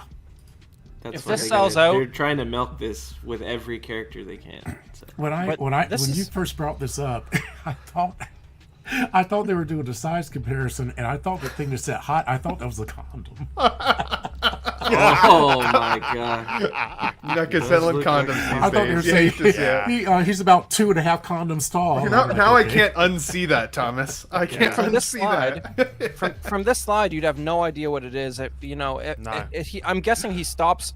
He's only in the first scene, right? Like, who is Very this guy? few. I think he's a little bit later in the film, but it's mostly the first scene from this. Yeah, he's delivering the pizzas to like this empty room. Look how and then, high tech that ped is, though. That moped. That's awesome. It's pretty cool. It's a Yeah. cool figure accessory, and like you get that. I don't know why you'd want a Roy's like T-shirt and badge and all of the things. Deep like, super deep cut. But I agree with you, Chris. It is too bad that NECA hasn't gone to some of these other options. So, but I thought it was funny, and I had to poke fun at Marco a little bit. I did ask him if he was going to get this. He said because this is an exclusive from NECA, so it comes directly from the source. His take was absolutely not, which is a shame because I think it would still complement his figures. Somebody here says, where is that? Oh, Jose says, I wanted the NECA TMNT 3 figures, but missed out. Nobody wants Ninja Turtles 3 figures, buddy. I don't. And, no, What was no, that? The one nobody- where they were in samurai gear? Yeah, nobody Yeah. wants. Nobody wants that. And if you do, Jose, I apologize. I think they fired the no slight puppeteers to on you at that all. one. But And look at the comment from Joker J. Joker J, where are we at? He said, "Who's this guy?" The hunting tech from Exactly. Well, I mean, this guy got obviously we didn't get a Casey Jones in this film, which Casey Jones was a huge fan favorite from the first, and then they replaced him with this Kino figure. So yeah, not for me, but I wanted to highlight it to you guys anyways. Let's keep on with the theme of getting nuts because this looks like absolute shit from Exo 6. So we're looking at Captain Pike, and this was teased this past week. And I'm not kidding, about 15 different Star Trek people who follow me and like collecting Exo 6 send this to me to be like, what is this? Why is this so soft? We don't have any more pictures of this release at this point, but again, this is kind of going back to the whole, like, what the hell is Exo 6 doing lately? Is Why? Is Go this ahead. Discovery Pike? No. No, this is the original. Cage Pike. Yeah. Yeah, from Okay. 66. Yeah. right. And when Exo 6 got started, we actually got teased a Pike figure in the wheelchair where he's all messed up. And like, if I was gonna buy a Pike figure, I think that's probably the direction I would go. Either that or the Strange New Worlds Pike that they've highlighted, because I actually like that show so far as well. But Pete, as a Star Trek guy, like when you saw this, like what was your thoughts? Like, or am I out to lunch? Do you think this actually looks No, looks decent? it's not. It's not good. It's a weird. I think a lot of people point out it's not an expression that you really associate with the actor. He's normally more sort of and I get that there's that real like hardcore fan base, but he was, what was he in? One episode? Was it just the pilot? Yeah, the pilot. So and it then didn't obviously even then he- air. Yeah, and then he turns up later, obviously in the wheelchair and stuff, in whatever the the hover device. But I don't know. I guess I can see where Nanjin's going. He wants to be this sort of completist and say like, this is a part of Trek history and stuff. But I don't see that it's something that like a lot of people are going to go for. And like Chris said, like where's this from NECA? Where's this from NECA? Where's the Ruther Khan? Well, at least give us the and- Spock with the crazy hair from the pilot. Like Yeah, Yeah. because There you go. he's been teased as well. But I mean, for me, I'm hoping this year is all about the Ruther Khan 3, and I've heard a lot of things saying that Nanjin's been out in China working on that. So give us that, because this to me is not top of people's list. And I don't like it at all. Yeah. Don't like his chunky knit, and well, it's not. That's fair. No, that's fair. Sorry, I thought you cut out mid sentence there. I was like, what? Yeah. no. Hey, man. I don't know. I'm not offended by it. I don't know. Like, I don't have the visceral reaction to it that you guys do. I think he's doing a good job with the lighting and all that. The pick on the left, like, that's your classic sort of two-stop ratio on the key side and the fill side. That looks nice to me. Maybe like, is it is it sort of, when you say soft, like, are we talking about like the hair doesn't look sharp, or like what is that you don't like? Like, I don't mind it. I don't love the face. I find the expression Too is serious? off. I do think that the hair looks really unfinished. It just looks like solid black plastic. No texture detail at all in comparison to some of the other figures we've seen. I think that's my issue, is that it's Yeah. not that this looks terrible, it's just that it looks bad in comparison to some of the other releases that we've been given. As an outsider who hasn't bought any of these, I feel like I hear the same commentary about a lot of these figures, that the sculpts are soft, but then what's the retail on this, like 140 or something? No, this is 180 or higher at this point. Okay, Some of them are getting into the 240 range. it's still half of a Hot Toys, so like, yeah. Like, maybe I agree. I think the thing is just, it's not about the price even, because I'm willing to pay more if they come out with quality releases. But even the solicitation we saw from Picard Season 3 recently with the Vatic and the Picard and the Worf, they look pretty good. They look pretty darn good. In comparison to this, I feel like this, I'm just not loving it. Yeah. But As I long also as they don't don't have mess that. up. As long as they don't mess up Rathacon, like, No, they're they fine. will be fantastic. I'm I sure. hope so, That's but what- that's the reason I'm so passionate about some of these other ones, because it's like with Tom Paris recently, the Harry Kim, the Pike. Some of these are just feeling a little soft. It's the Wrath of Khan line that we want to be bangers. They better not. They better not go to there's so whoever's much- doing these ones. Yeah, I don't really I think mind. they won't mess them up. I don't mind the sculpt itself. For me, it's the paint job. The paint job is the thing that to me that makes them look a little bit soft, because when I look at the actual sculpt itself, I know who I'm looking at. But then when I look at the way it was painted, it just looks very. It looks like something that was mass produced, like maybe in a Barbie line or a less premium line.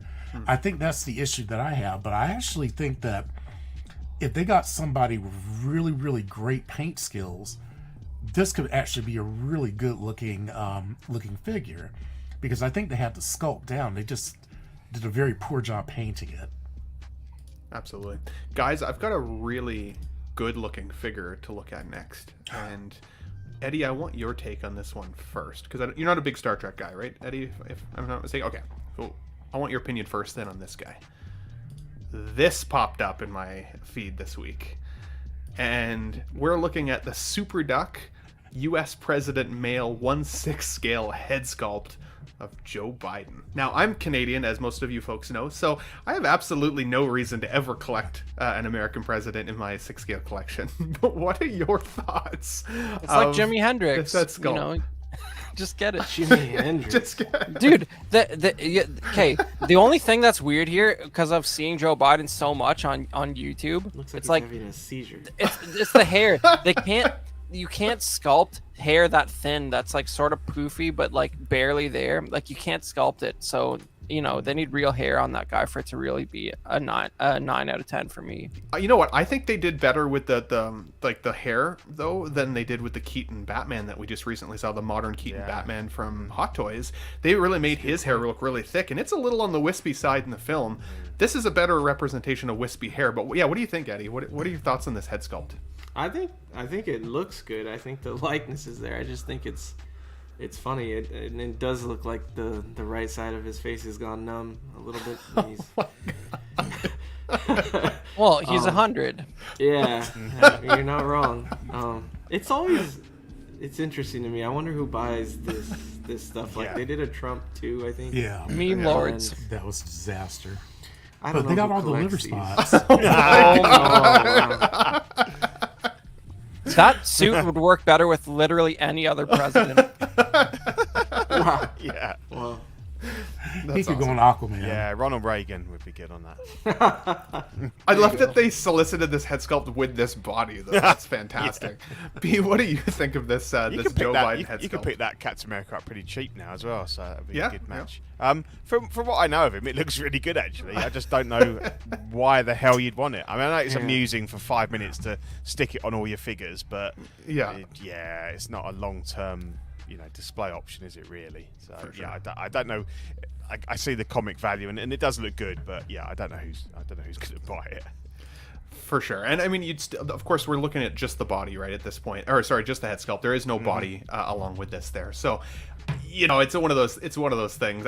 For me, I saw it and I was like, it does look like Biden. I will give them that for sure. If I was going to collect an American president in my collection, I don't think it would be this one. That's for sure. Chris, what's your take on the Biden sculpt? Dude, just like Biden won't acknowledge the obvious alien presence, so I don't like him. That's it. There you go. Thomas, any other different take, buddy, for you? No, I'm just amazed at the liver spots. That's all I can say about that. Hey, you know what? They did it well. It's good. They did that very well, and I'm just kind of like, wow.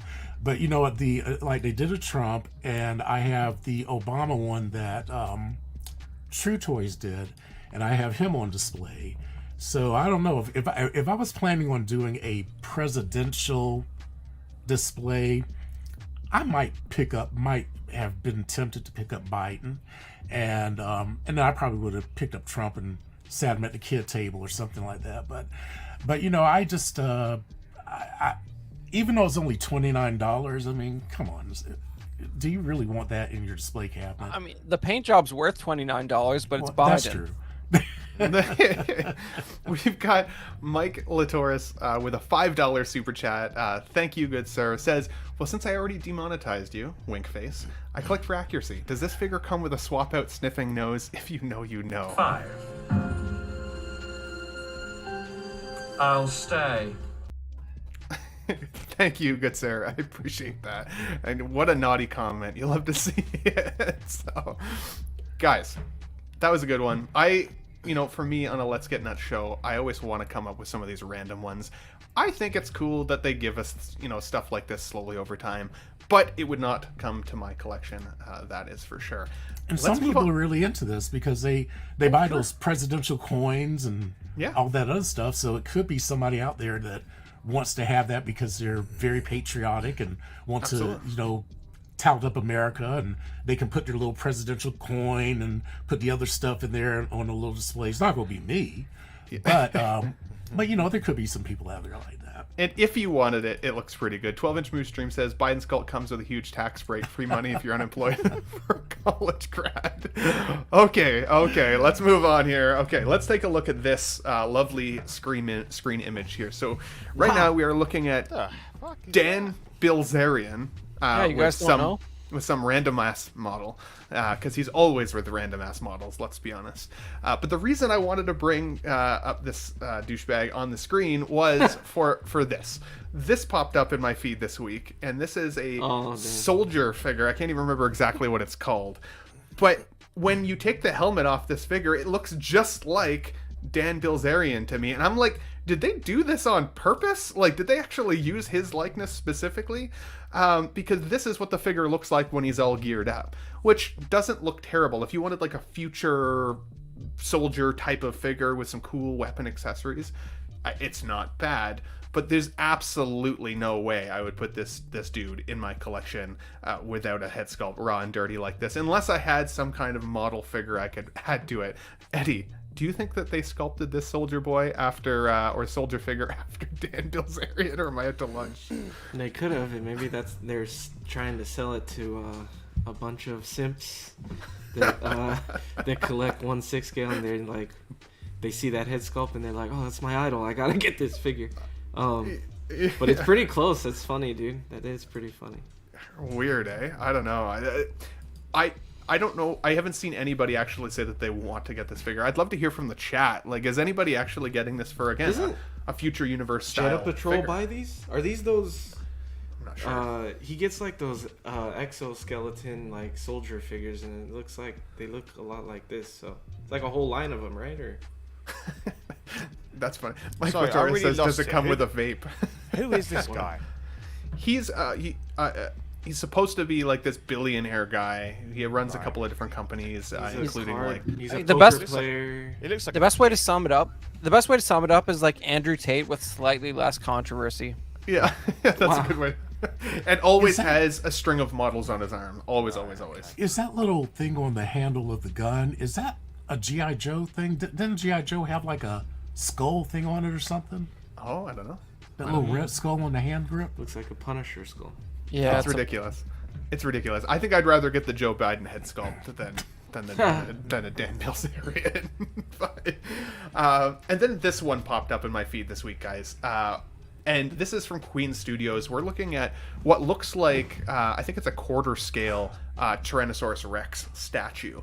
Now, Eddie, you're a bit of a statue guy for sure, and I am a huge Jurassic Park fan. I haven't loved the new Jurassic Worlds as much, but for a Queen Studios piece, this thing is friggin' epic. What is your thoughts on this dinosaur statue? Yeah, dude, it's awesome. I would love to get, like, Zach has that T-Rex statue, and I've always wanted something from Jurassic Park. They're just too damn big, dude, and this is huge.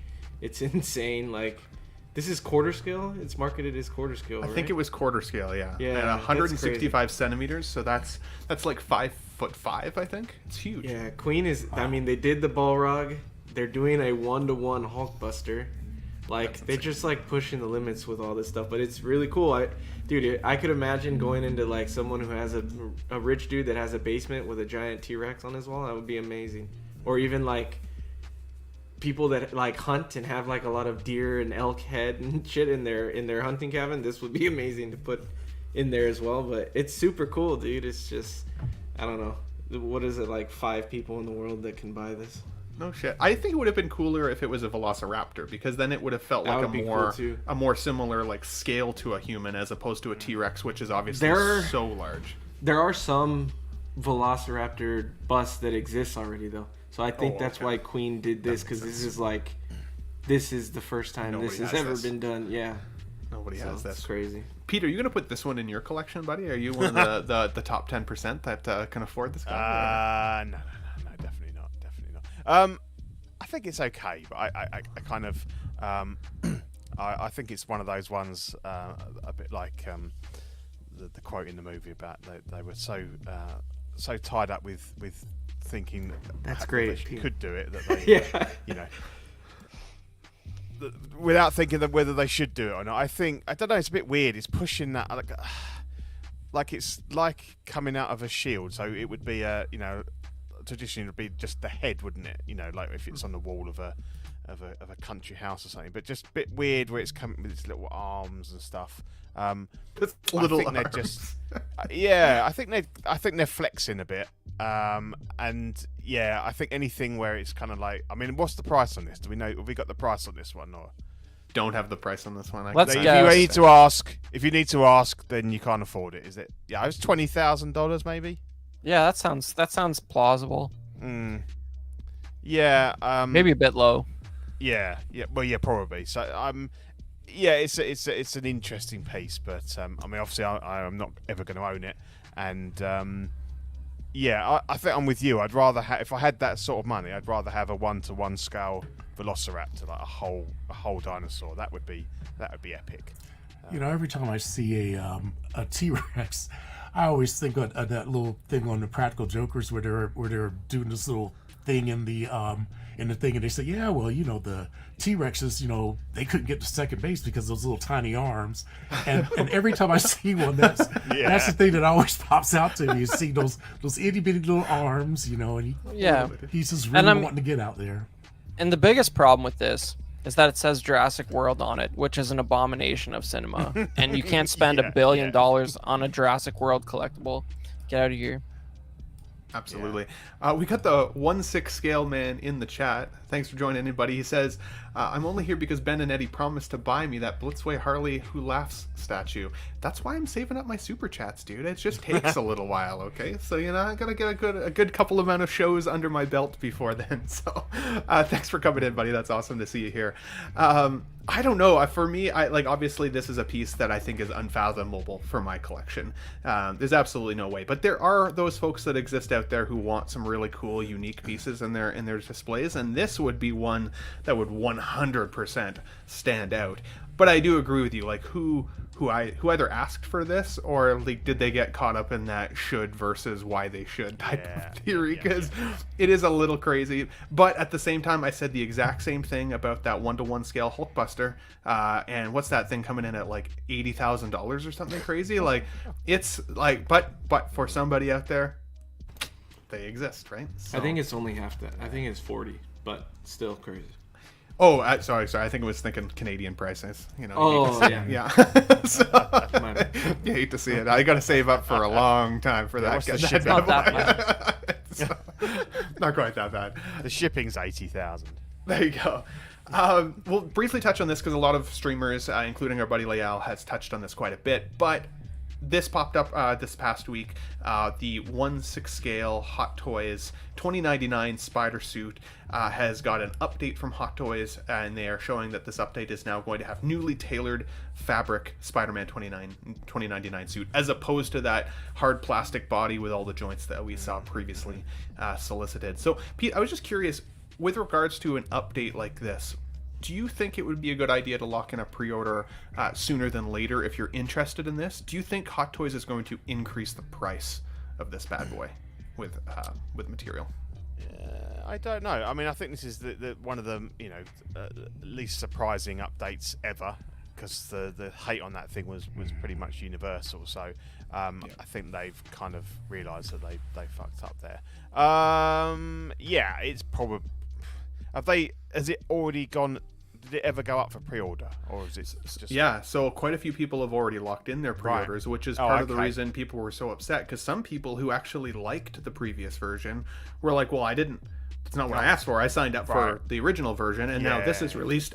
For me, it's a win, but I don't know." Yeah. I don't think they can really, if they've already got people that have pre-ordered it at the old price. I think that would be pretty terrible to do that. They're just basically giving us the figure that we should have had in the first place, in my opinion. So yeah, I don't think they should touch that price. They should just take this one on the chin if it's going to cost them a bit more money. Absolutely. Chris, for me, when I saw this, I immediately thought clearly pre-order numbers just weren't there. I want to believe that they listen to collectors, outrage, and we're like, we heard you. But that wasn't really their messaging when it came to this figure. They didn't say we heard you and we've done it. They looked at the numbers, and we thought long and hard about it, and we decided to make this change. Do you think that this was because of collector outcry, or do you think it was because of money? The numbers just were not there for the pre-order. Well, I think you can draw a nice comparison to. I know it's not 6 scale, but you can draw a nice comparison to when Hasbro over the last year said they were going to stop having plastic packaging, and as soon as sales on Black Series and Marvel Legends weren't there, they're like, "Sorry, dudes, we're gonna go right back to that old thing." And it's not about saving the earth; it's about the bottom line, and that's exactly what you see here. The sales weren't there, and they needed to spice it up a little bit, and that's what you see. But I have seen a lot of that commentary, and to be fair, their comment about it, if you pulled up, I don't know if you have their comment handy, but it does say fan feedback in like the first sentence or two. So they're pretending they're paying attention to what's the discourse is in the community, but it's sales for sure. Because I think back about that Batman Begins figure. Leal, he's in the chat. I know he was so excited to get that Batman Begins figure, and then was devastatingly disappointed by how it came out, because they could have made so many great changes for it, and they just didn't. We had outcry for that. Where was the change then? Other figures are the same way. I mean, I was talking about the Doc Ock figure earlier with a buddy, and they had said that Doc Ock figure was going to get a head sculpt update at some point, but we still haven't seen it, and it should be coming out here anytime. So where the heck is that update? Where's the outcry?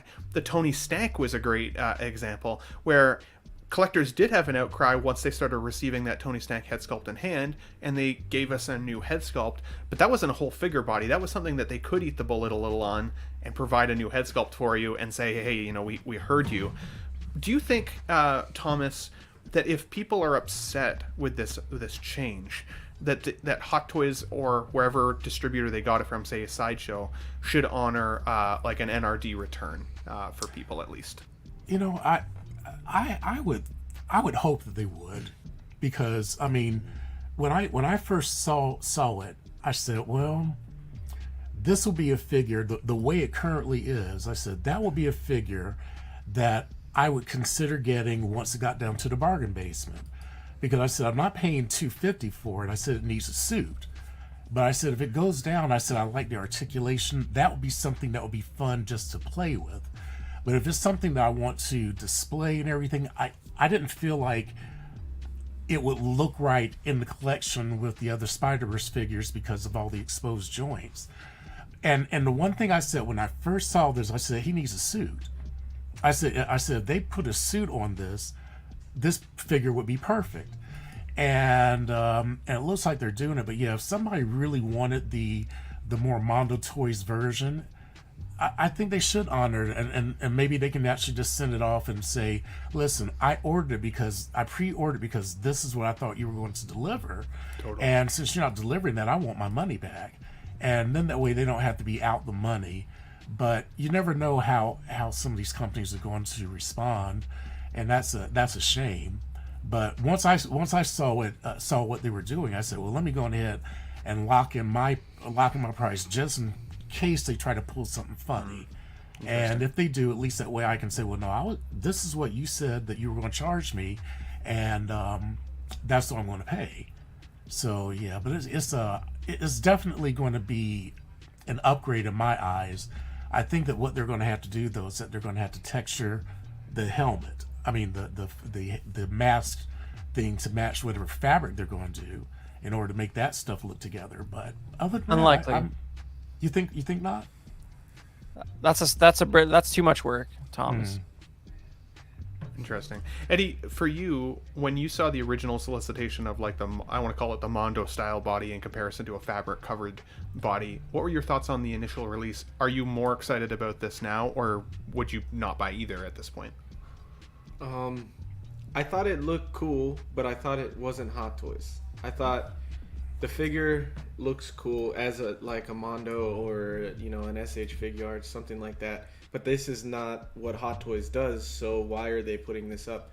But I almost feel like Hot Toys trolls their community a little bit, and because it's such a passionate community, there's always something going on with it's always a split community too, and so sometimes I think they put shit out like that just to see the response of the community. Also, because lately with Spider-Man figures in particular, a big topic of controversy has been the fact that you can't pose a figure with fabric as much as you would want a Spider-Man to pose. Sure. And so they're like, well, what if we put out this figure without any fabric? Let's give them what they want. Let's see what they're going to get, something that'll pose. And immediately they're like, no, we want the fabric. So I feel like they were either doing it as a troll to be like, look, this is what you guys want, or to see if there would actually be a market for them to put out figures like that, especially with something that you want to be super dynamic. So, but I just think, I've been very vocal that I don't love the community and the feedback a lot of the times, and the fact that we're always in outrage of everything. And now that it does come with fabric, the community is immediately going to jump back and say, whoa, what about the people that didn't want fabric? It's like, I feel like Can't win. It's a always no-win something, scenario. man. It's No-win always scenario. something. You're So not wrong. I think it's funny, but I do think that they'll nail it with the fabric. I would love to get my hands on this figure, pose it up. I think it'll be pretty cool. Either way, if it came with or without it. But I would have been. I thought it was jarring seeing it without it. I was like, this is not a Hot Toys thing, especially at the price that they were having it for. Like, if you're gonna do something like this, it needs to be priced as something like this. So, I don't know. Absolutely. Nope, totally get that. 16 Scale Man says, this is a classic example of how Hot Toys decided against consumer interest and tried to cut cost. When the outcry became overwhelming, they then decided to step up. And I've compared, Hot Toys to a bit of a bad relationship in the past, where, it's like, hey, you're not hearing my needs. And so they'll be like, okay, we'll give you this. Well, just a little bit. And then you're like, okay, sweet. You love me again. I feel the love. I feel like you care about me. And then there's a string of things that happen where you're like, it's back to the well here. Like, you're not hearing me again. What the heck is going on? Oh, no problem. Don't worry. I love you. Here you go. And that's how this type of thing feels to me lately is, as I said, I don't feel like they love us. I feel like they recognize kind of what Lael's saying here and kind of what you guys have said, that, hey, maybe the dollars aren't going to be there. So, well, you know what? We heard you. The figure outcry for sure. So But here you do go. Do you guys think that it's actually cheaper to produce a fabric suit than like having like molded every single part of every joint with the texture of the costume on there, because I feel like a fabric suit has got to be cheaper. You know what I mean? Interesting. For them, Interesting. from a production standpoint, it's because they can put a generic body underneath, Yeah. and then it's just like fabric, right? I would say no, because I think Mondo pricing would be higher if that was the case. I think because also they sculpt mass- all their bodies the same way. I feel like also mass production, even with the minor details on the molding, is easier that way than it is to do it with fabric on multiple figures. Like, I don't know anything about this Interesting. process, but it would just, to me, it would seem easier to mold it that way. It'd be easier mass production wise than it would with fabric. But I mean, Nick's Collectibles here in the chat thinks what you're saying, Chris. Says fabric suit is 100% cheaper, and I think it's interesting too. I know a lot of people were worried that now some of the like kind of the style of body from the show is you're going to lose some of that aesthetic with a fabric covering over it, as opposed to being able to see all the individual joints. Nick also says here, making a new body mold is incredibly expensive. So for sure, I'm curious. I don't know. Yeah, I don't anywhere on this, or I never thought this was a way to save money for them either way. Like, I don't think that's what they did. I don't think that was their intention either way, is like, oh, let's put something out there, charge a ton and save money. I don't think that was their point. If anything, that was the last thing on their mind, I think. It's just if it suddenly costs more and it's cheaper to produce, that's funny. That's all I'm saying. It better not cost more. That, if you want to see a Hot Toys outcry, all the people who have already pre-ordered this bad boy, if they get an email that says, hey, sorry, we got to charge you an extra whatever, people are going to lose their absolute mind. I mean, it would be funny to watch, but it would be, I don't think they can do it at this point. I think, like Pete said, they're going to have to take it on the chin at this one. Even you know, Chris makes a good point there that it might even be to their benefit anyway. So we'll never know, you know, whether it's actually cheaper or not. So yeah. As I said, I would think that Mondo would be more expensive of figures if the cost to produce them was higher, just because that is how the aesthetic of their line is. I mean, at the same time, though, even their most recent Skeletor figure that we were looking at last week together, that is at $260 now. It comes with a ton of accessories, but $260 is getting into the Hot Toys pricing range, so hard to say. Guys, we got about 10 more slides and still 31 folks watching in the chat. Thank you for sticking around for the show so far. Hope you guys are having a good time on Let's Get Nuts. If you can, hit the like button. Always appreciated here. And of course, again, subscribe to these lovely gentlemen down below who make the show what it is. Guys, this popped up this week, and we're looking at President Loki from Hot Toys. Now, interesting take on this, for me at least, because I saw a lot of people asking for this figure. A lot of people said that they wouldn't get the Loki Season 1 figure because they're kind of waiting for the President Loki. A lot of people said that they didn't like the look of the 2012 Endgame Loki because of the slicked back hair, and that doesn't look enough like Tom Hiddleston, and that they're waiting for the President Loki. And then we finally get the President Loki, and half the people I've talked to are like, meh, not going to get it. So kind of like you said earlier, Eddie, it's hard to appease collectors sometimes, especially in the 6-scale community, because sometimes we ask for things and we get it, and then we're unhappy with it, or we're just kind of lukewarm on it anyways. I think this is one of the better facial representations of Tom Hiddleston. This and the Loki Season 1 figure, I think he looks really good that way. I've seen some people say that there's a bit of an uncanny valley here, that this doesn't look enough like Tom Hiddleston. So, Pete, what do you think? Are you surprised that people are kind of giving this a kind of a lukewarm reception, and what are your thoughts on the figure itself? I prefer it to the other one we saw, the UPS driver Loki. I prefer the look on this one. I'm not quite sure. I mean, I know it's accurate to the movie, but the ripped sleeve arm kind of looks a bit odd on the figure. I think I preferred it without that. I love the alligator Loki. I'd love to have that. That's awesome. Just as a one-off. But yeah, I'm a little bit lukewarm on this. I didn't mind the series, but I don't have any urge to own any Marvel stuff really, but particularly not Loki. But yeah, so it definitely passed for me. But objectively, it looks okay. But again, it's just a man in a suit. Do you see Tom Hiddleston in the face sculpt though, or do you agree with the people that say it's not quite there? No, not really. But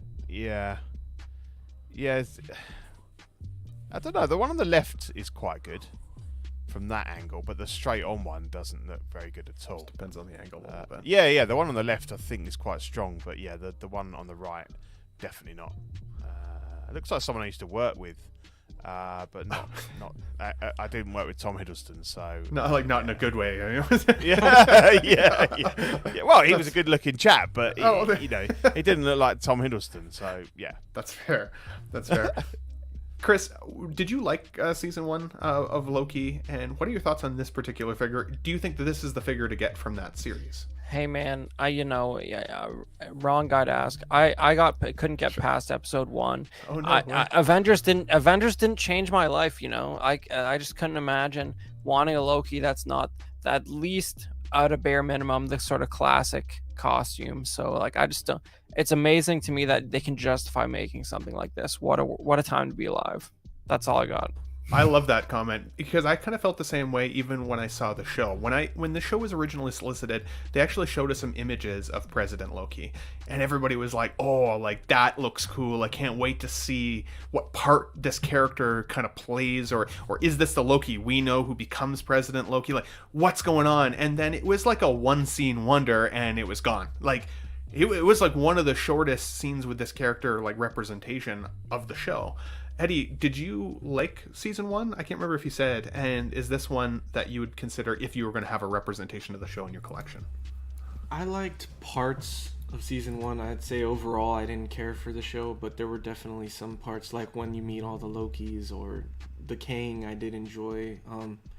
So there are parts, and I like Tom Hiddleston as Loki, so I do enjoy more of that. But I think people are looking at it kind of wrong. Like the people that say the character was only in the show for a little bit. I don't want it for that character. To me, it just looks like Tom Hiddleston Loki in a different suit. You don't even have to think of him as a variant. Like if you're a Tom Hiddleston Loki fan, you have a different display option for him in your collection. I think the head sculpt looks really good.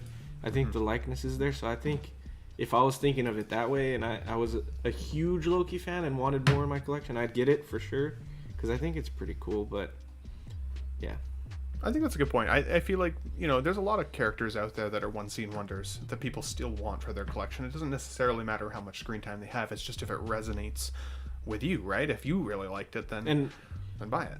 I made another point on another stream. If the head sculpt is compatible with the other figures, you could think of it that way. Totally, it's just extra accessories, a movable head sculpt to use on other figures, and so that's cool. It wouldn't totally surprise me if Hot Toys was like, "Oh, sorry, it's not compatible." But yeah, that's true. Because even like I got the Endgame Loki, or the recent one, and without the helmet on, the hair does look a little silly. It's very slicked back. It's still a better figure representation of Tom Hiddleston than I expected from what people really bashed on that figure. When I got it in hand, I liked it, but it would be cool to be able to take the helmet off and have kind of more of his head sculpt. If it was transferable, that would be a great reason to consider it. Lastly, Classy Thomas, what do you think, buddy, of this figure? Is this one that's coming to your collection? I would consider it. I'm not sure. I have to go back and check my pre-orders because I really liked the different variants of Loki in the series. So I have just about everything else on pre-order and coming in. This one I did buy the third-party figure for it, and it was okay. But in looking at these photos that they put up, it's kind of funny. He actually does look like a politician. So maybe I'll get him and Joe Biden and put them together. I don't know. God. But I do like I do like, of course, Alligator Loki. I mean, must have. I got to get him in some form and get him in my collection because that Gators is everything. But I don't have a problem with the figure itself. I probably would be more inclined to wait until it got to until it went on sale or got down to a little bit more discounted price. I would definitely get it at that point, but I don't feel it's a priority for me, but it's something I wouldn't mind having him in the collection. Well said, Classy Thomas. Well said, good sir. We got Leal says here, both President and TVA sculpt are better than the 5-head 2020 or 2012 sculpted version, even though I have it. Yeah, you know what? You're not wrong. Without the helmet on, it's quite the forehead. But you know what? To be honest, Tom Hiddleston's hairline is starting to recede as well. So it's not totally inaccurate. I don't think. Guys, hey, quickly no more of that talk. Hey, No more of that talk, hey, man. bald is in style now, buddy. Don't you worry. I was thinking about shaving my head the other day because I'm sick of hair maintenance lately. So I didn't shave. That's the problem. yeah, but then but, there you go. Again, when it's not a choice, it's not as exciting. That's right. valid. Fair enough. Guys, real quick, just whoever wants to jump in on this. When you see a deluxe set like this with this kind of figure accessories, does this get anybody's juices going? Because for me, this feels like they just threw a bunch of random shit in the box. And while I'm sure some of it will have some collectability, in the future, right? There'll always be somebody that wants that Loki button or whatever. This also comes with a t-shirt, I believe, in the box. Is this something that helps your desire to buy this figure or not? What do you think? This gives me those subscription boxes vibes, where Totally. you get the stickers, the pins, and Yeah. there's you only order those for one thing, but you get all the other stuff in it. That's kind of what I think of it. Absolutely. What do you guys think? Anybody? It else? looks like a lot of print material, which costs 2 cents to produce, and it looks like it fills up a table when you put it in a photo like this. But it's really not it's really not that much material. Right. So they're not pulling the wool over anybody's eyes here at this point, right? I mean, and they're charging quite a decent chunk of change for this collector set. Yeah, really, according to this photo, you get a figure, a knife, a candy cane, an alligator, and 2 flame effects, but I don't see any other hands. Yeah, so the figure itself is pretty light when what you're saying. Absolutely. Leal asks Eddie, "Can I get this one for Christmas?" He's really coming after you, Eddie. I don't know. You must owe him something. Let's get Leal some treats here, guys. Okay, that's awesome. For me, this doesn't do anything for me as a collector's pack. Unfortunately, a lot of this stuff I would end up keeping in the box if, in case I ever wanted to sell the figure down the line. Yeah. I'd want it to be able to retain anywhere close to the value that I paid for it. But I would be worried this would be one that would actually depreciate in value because most people, like you guys just said, see a sticker and go, well, what does that cost to produce? I could totally see you trying to sell this for full price in the future and seeing some of those laughing emoticons or whatever or emojis. Emoticon, I think it makes me sound old. I don't know if that's actually a right term anymore. We got 2 more figures to dive into, guys. We'll wrap up here in about 15 minutes. It's called Pictogram, Ben. Yeah. Pictogram. There you go. Yeah, I already have gray hair, dude. I don't need to be sounding any older, okay? Moon Knight from Hot Toys popped up this week as well, and I will say this is one that I actually day one pre-ordered. I don't do that very often. I liked the show a lot. There was some elements that kind of dipped for me for sure, but I didn't know anything about Moon Knight before the show aired, and to me it did feel like Marvel's Batman in a lot of ways. I liked that aspect of it. I also studied dissociative identity disorder in university for my psychology degree, and that was actually something that I wrote my thesis on, and I always thought it was a very fascinating and horribly debilitating condition that a lot of people have. Some folks can live with it, others just can't. And I thought Oscar Isaac's performance and portrayal of dissociative identity disorder or multiple personalities was done very well. And I also just thought the show was cool. I just had a fun time with it. I bought the figure and I immediately went out and bought a comic book because just like anybody, I think if you've never read the comic origins, you should. I think it's a cool way to spice up or beef up your knowledge of a character.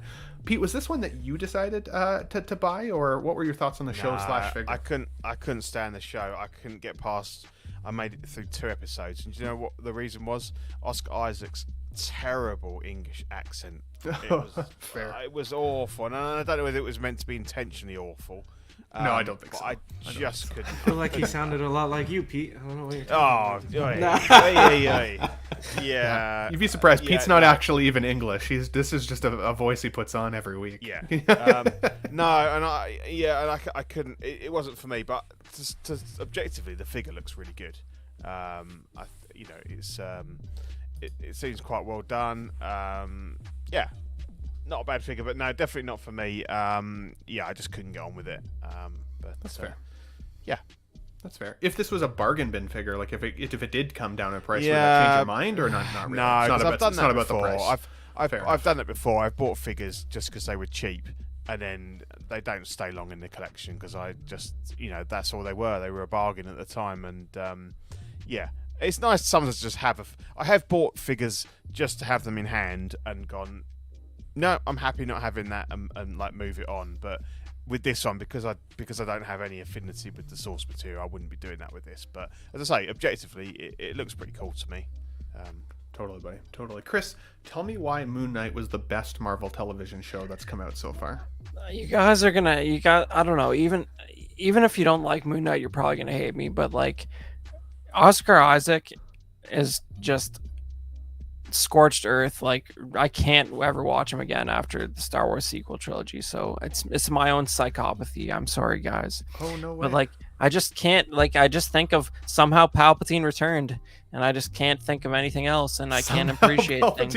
That's all not Oscar Isaac's fault. I know. I just can't disassociate between yeah. things. I'm sorry. Yeah, I just. he's partially culpable. It's his for own that. version Yeah. of disassociative disorder. Exactly. yeah. I just can't do it, and I think it's a shame. It's a good costume design. It looks look how well the design hides the joints. It's beautiful, but I will never know the joys of Moon Knight, the Disney Plus program. So That's fair. Yeah. I have my thoughts on the the whole prequel or sequel trilogy, I should say, for Star Wars. But Poe Dameron was still a badass. Sorry, I was just quickly. I think the sequel trilogy, I have to thank for the fact of my newfound appreciation for the prequel trilogy because There really it wasn't is. that bad. There you Look go. at that. Look at that. Fair enough. Basically, what Pete's saying is like something that he questioned his whole Yeah. fandom of Star Wars on in the past now looks good because of the sequel trilogy. If I'm anything, telling you for years. So. if anything, the role choice from Oscar Isaac that I thought was questionable was actually the Apocalypse, the X-Men I Apocalypse film. forgot about that. He did the best he could with the material he was given, but I did not enjoy that film. That was a rough movie. It's imagine Fox X-Men dying with that. Like what happened, guys? Yeah. How'd you kill that? That was Well, massive. instead, he got to die with Dark Phoenix. I don't know if that was any better, but Oh, I thought that was the same movie. Sorry, guys. I hate to see it. Big Rib says, "Man, those man boobs." Okay, so this has come up. What do you think on this? Yeah, that's you tell me, Classy Thomas. Yeah, when you look at the actual costume itself and you see the metal, those are not man boobs. That's actually armor. Chest plate. Exactly, it's a chest plate, and it's wrapped by the wrappings, and you can see it all the way down because I even saw it when I saw a pose of the character. I said, "Oh, that entire piece shifted." So I said, "That is a chest plate or a piece of armor." And you can also see it because it's less exposed, like the shoulder pauldrons and the wrist gauntlets. They're all wrapped pieces. And so I don't think it's not quite like Shang-Chi. Shang-Chi, exactly. It's Shang-Chi, I think, just kind of needs a little bit of that. What's that surgery that kind of takes out the extra breast tissue? His figure needs a little bit of that. you hate to see But it. this one just has armor. You could do that with a Dremel. No problem. That's true. Jesus. This is not medical advice. All right. Yeah, exactly. yeah. None of us are doctors. On a Let's 1/6 get scale nuts. figure body, of course. You're not on a real person. Definitely not. That's right. Eddie, what's your take on the show or the figure? Did you like either? What were your thoughts? I wanted to like the show a lot more. I just felt they focused way too much on the multiple personality disorder than the actual story of the show. And even because in the show you really want him to be Moon Knight, and you have Steven this whole time arguing to take control because he feels like he's the main personality, and it's like you do have a sort of a love for Steven and a sort of like you feel bad for him sort of way. He's kind of funny, but like you want the badass fighting Moon Knight. So it's that the whole time I was just like, I want Moon Knight, and it didn't give me that. So that's why I didn't like the show more, because I love Oscar Isaac. Contrary to Chris, I thought Poe Dameron was one of the better parts of the sequel trilogy. Like, I would have loved to see more of him. You know what though? I used to say when they announced the Cassian Andor show, I was like, great, a whole show based on the only character that's less interesting than Poe Dameron. But that turned out good. Yeah, agreed. So, I don't know, weird. But People love sorry, that show, guys. but Yeah. And then as far as the figure goes, watching reviews on it, the figure turned out so fucking good, man, that it's one of those things I would love to have just to pose, just to have it on the shelf. I think it'll be a really like eye-catching figure. So that draws me towards it, but it's like Pete says, like I'd just be buying it because of how cool the figure is, and that stuff usually ends up leaving my collection quick. So yeah. it's I mean, you unfortunate. could sell it to me for a discounted price. Oh! I could cancel the pre-order if I need to. So. He'll just get bored of it because it's an uninteresting character. Just let nature take its course. Man. You guys are going to get this show canceled. I loved this. I loved the show. I love this figure. You guys are all crazy. If we get Moon Knight cancelled, has it already been cancelled? Oh my god! If it makes you feel better, Ben, like I always think it's funny when I shit on like newer Marvel stuff, and then like people shit on like Oscar Isaac as Apocalypse, and I love those things. So I'm like, that's how it feels when people shit on my old shows that nobody liked. Well, yeah, you love Batman Forever, and I'm with you on that. But I know there's a lot of people that give you a hard time for your affection for that movie. Lael says here, this was always the day one, as Moon Knight was a character that for me, my father connected with when I was a kid. I learned to disassociate the actor and the show from the character and create my own narrative. I think that's important. That's one of the reasons I've always loved just action figures in general. It takes me back to the time of creating those stories with, my old school Power Ranger figures or G.I. Joes or any of those guys, right? Like, having fun and creating that narrative is important. And I think we're so spoiled nowadays as figure collectors because there is so much content to draw our opinions from. Whether or not we like the content doesn't really help our cause, because for me, I still want to collect a representation of a figure I think is badass. There are definitely characters like I don't love Ezra Miller and all of the drama he's gone through, but I did like Ezra Miller in his recent Flash movie, or in their recent Flash movie. Apologies. So I've considered buying that figure then as a result, and kind of like Lael said, I could create my own narrative around that in my collection, or put him with my Grant Gustin Flash figure and have kind of that multi-universe Flash look. I think that could be pretty cool. It's funny Lael brings it up because I think it's something that like I talk about with one of my buddies who's a bigger comic fan than he is a movie fan. For me, growing up, those characters were always those characters. It had nothing to do with the actor. Like watching Fox X-Men, I fell in love with X-Men. I didn't fall in love with the actors playing them. So for me, I was always a Wolverine fan, even if it wasn't because of the comics or the animated series. And now that I'm older, I definitely do associate the actors more with the characters. And it's definitely a better mentally way to collect if you can do it that way, because it just makes things so much funner and so much better. But I think that's a good topic. That's a good topic to have for like a broader conversation, is For sure. Can you collect that way? That's a good point. Yeah, Because I'm with you on that, Eddie, because I'm more the comic book side of it anyhow. I don't collect just because I saw it in a movie.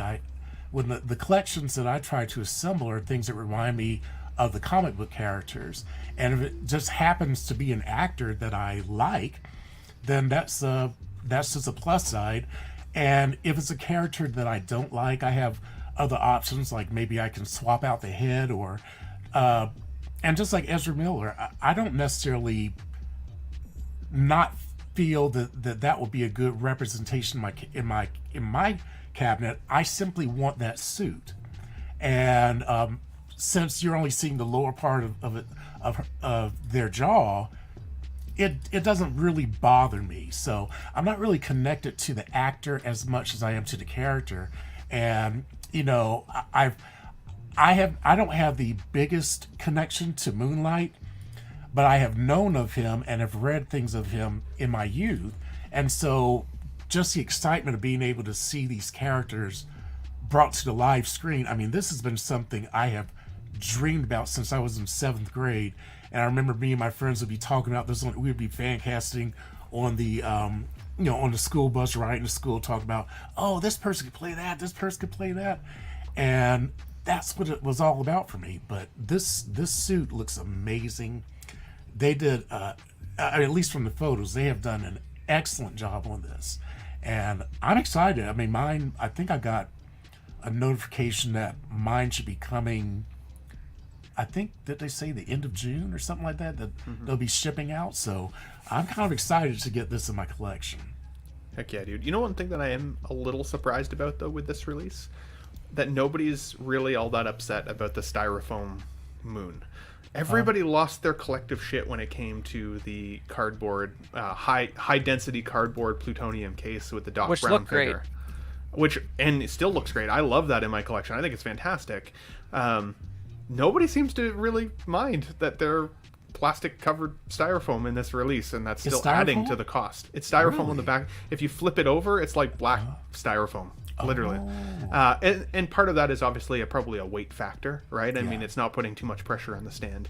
And it looks okay. It is what it is, but it's still a very low cost material for such a high cost release, even still. But yeah, nobody seems to be minding that necessarily. So I think that's interesting that plutonium case got so violently hated on when it popped up.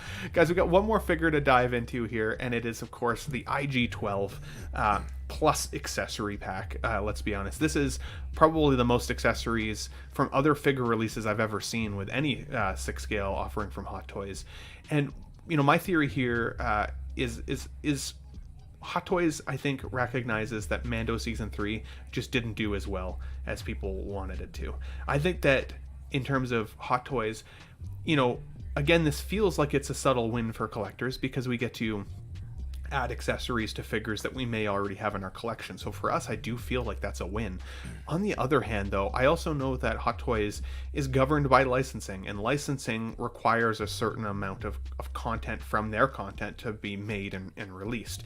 And I'm curious if this release essentially satisfies the licensing agreement that they have with Mando Season 3, so that they don't actually have to give us all of the figures that have these included accessories.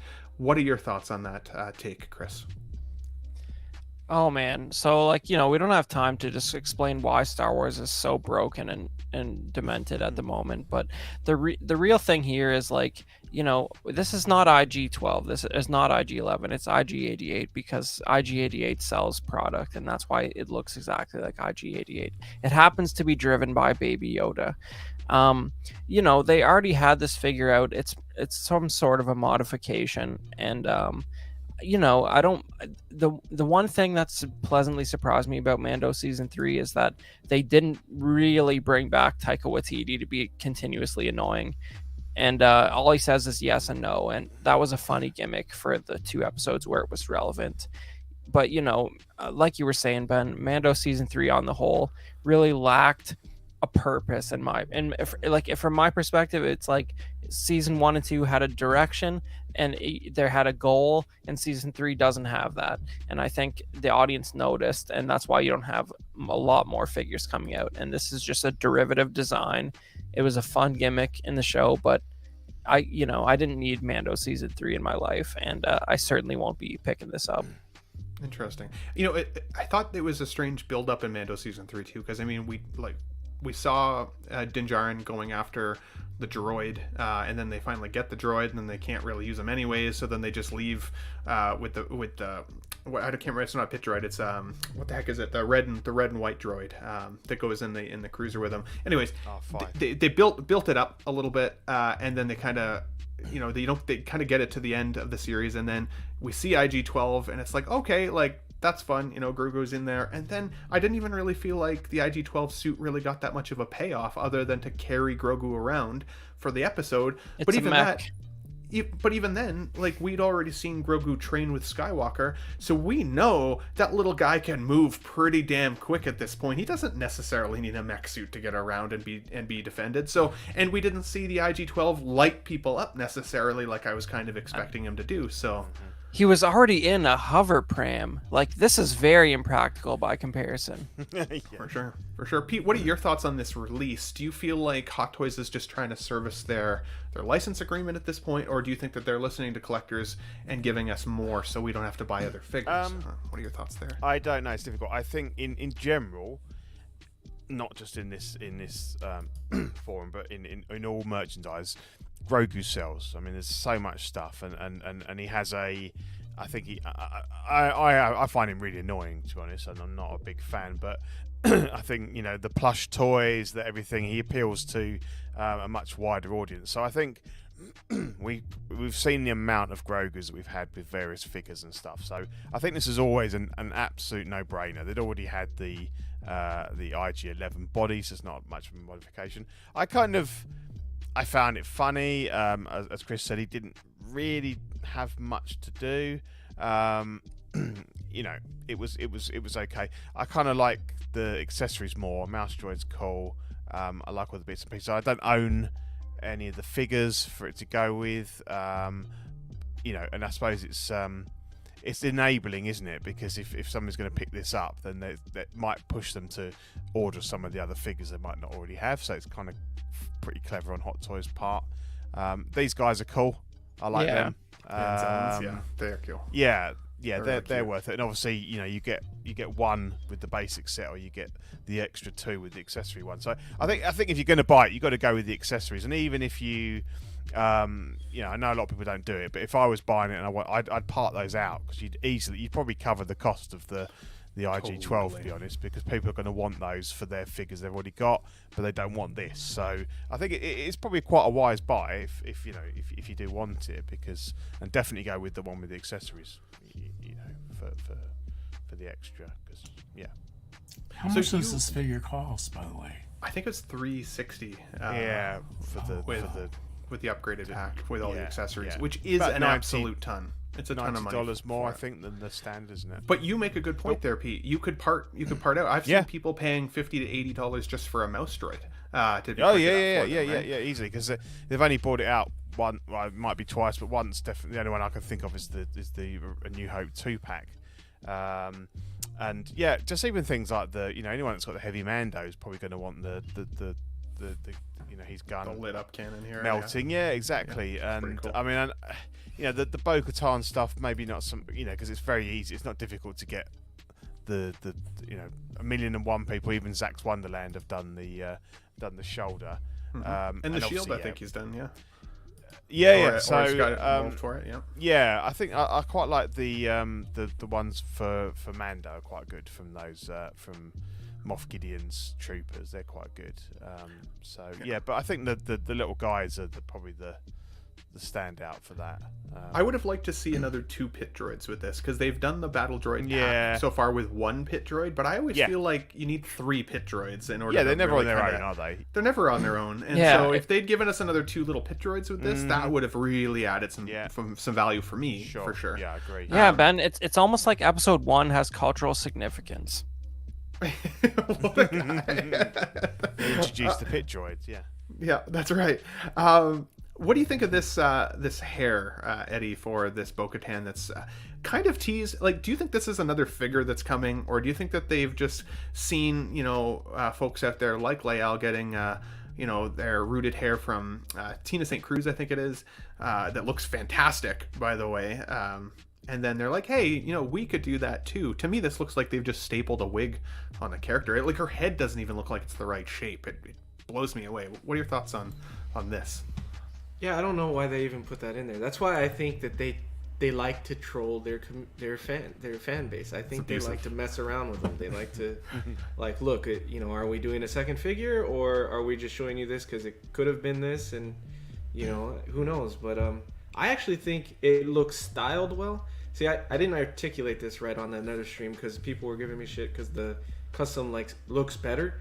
The material used for the custom is like that real hair, so it looks better. but I think the way this is styled looks good. Like it's a little more flowy and kind of pops out. The one that I saw of the custom was too flat by her face. Yeah. It looked a little off to me, but that looks good. And I don't know if they could re-release this if they're giving you the shoulder and the arm piece here. It's like, why do a figure? Why you buy got a whole other figure? That's all you Yeah. need from season 2. So Totally. or season 3.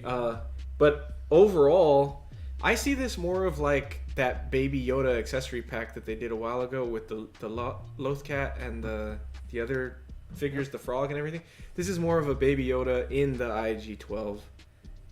It's not a real IG-12. I know it is, but it's more of his, you know, he was using it as his walker or whatever. And so I see it more like that with all the accessories. So it feels like they're kind of keeping that tradition of those Baby Yoda packs. And I do like the fact that they're doing accessory packs. I think that people have wanted that, and I think that's cool that you can get all this through an accessory pack. Even though the way they did it sucks, it's expensive, and I don't think gotta buy anybody that wants figure. that 12 unless you're a huge Baby Yoda fan.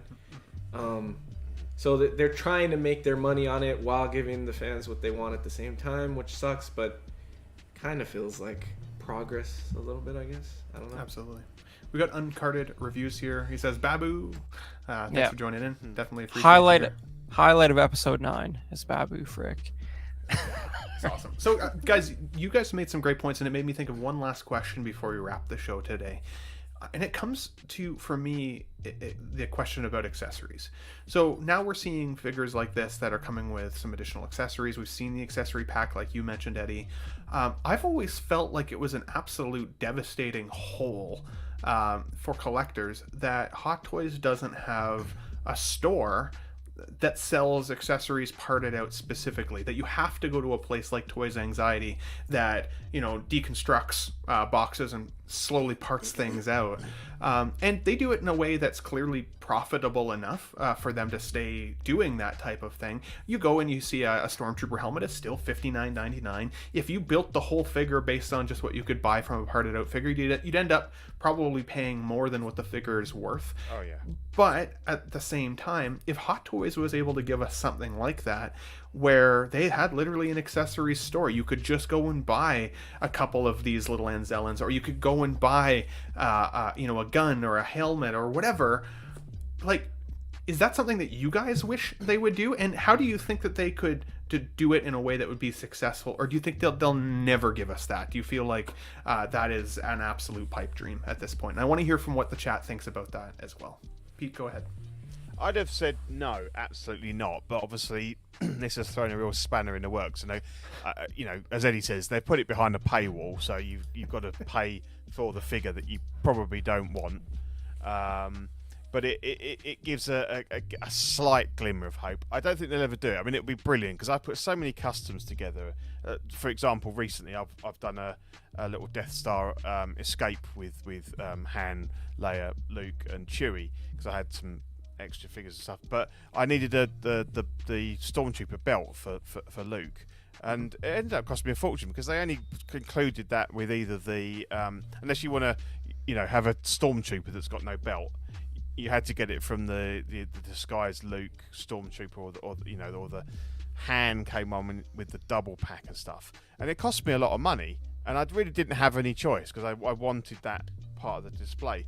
So it would be fantastic to have an option to buy, but I don't think they do it because then you get into that whole argument about, that piece might have been something that made it a deluxe and that people had to pay extra for, and then those people are going to be might be pissed off that someone can then go and buy that. That it doesn't necessarily reduce the price of the original deluxe because the box is different and stuff like that if you're into that kind of thing. But for me, it'd be absolutely fantastic. I'd love it because I do a lot of custom figures and things like that, and I probably would have saved me a lot of money over the years. There is the thrill of the hunt. That's always enjoyable. Totally. And I suppose the rarity possibly of the fact that you've put that custom together and how difficult the parts have been to get. There's a little bit of enjoyment there, but I think ultimately it would be beneficial to me as a collector. Definitely, like Absolutely. to see. Maxim M here says it would hit their profit margin too much when they can do this. Uncarded Reviews says I wouldn't want to pay MSRP for accessories. I prefer scavenging from third parties and resellers on Fleabay, kind of like what you're saying, Pete. Yeah, but it's difficult to get bargains anymore, I find. But Well, yeah, and I mean, like, I would argue there are times where somebody might want something for an accessory, but they won't buy the whole figure because they don't necessarily need the whole figure. But if I could get, like, for example, 10 Stormtrooper helmets that I could put on Pikes outside of my Mando figure, I might spend $300 to get 10 helmets, for example, just so I can build a display of it. In which case, there's no way in hell that Hot Toys is spending that kind of money to produce those little molds. There's absolutely no way. So I would think that could potentially increase their bottom line, because they would also then apply, it would appeal to people who don't necessarily want the figure, but definitely want some of the accessories. It would be that, right. Or some of these figures sit in dead stock that they have to pay to store and eventually put on discount just to try and get out the door. What are your thoughts on that, Chris? Well, I'm sorry. No, it's all good. Hey, man, I think it's not a licensing problem. I think they could do this if they wanted to. Like you see with Hasbro, they've been doing these army builder packs that have like simplified packaging to save cost, and you get like 5 clone trooper figures or whatever.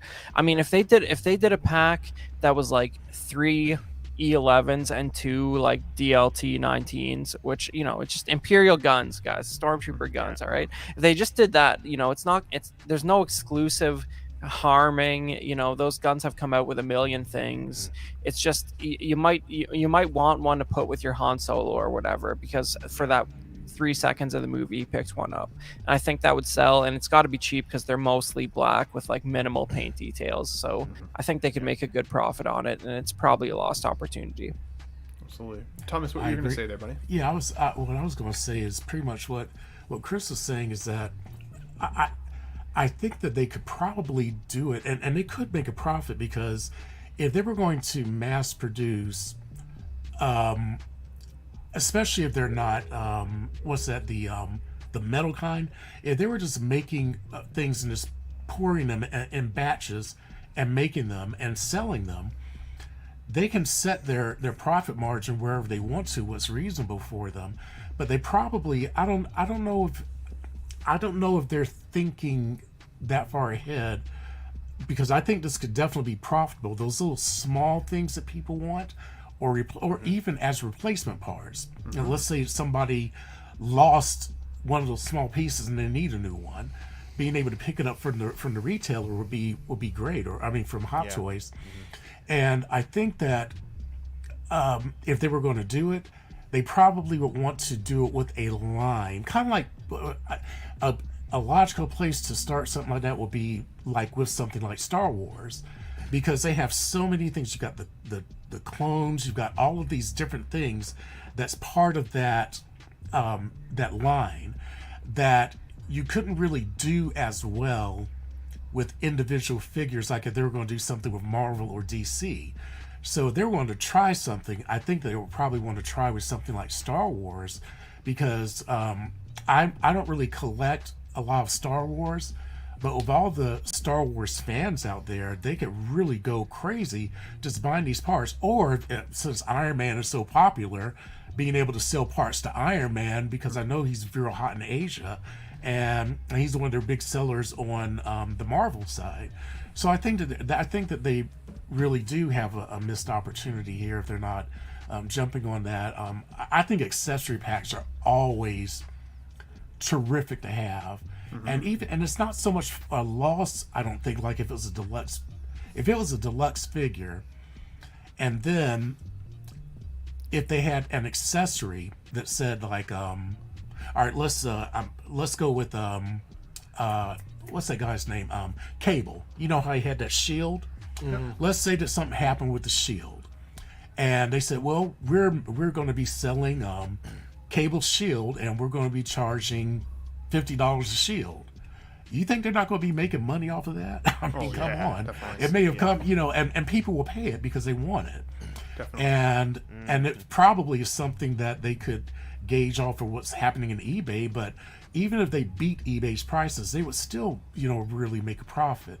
So I hope it's something that they would consider in the future, because I also like to kit bash and put things together myself. So just being able to have access to that would be really, really wonderful. Absolutely. One Uncarded Reviews also says here, Mezco 112 has been pretty successful selling accessories via their various booster accessory packs.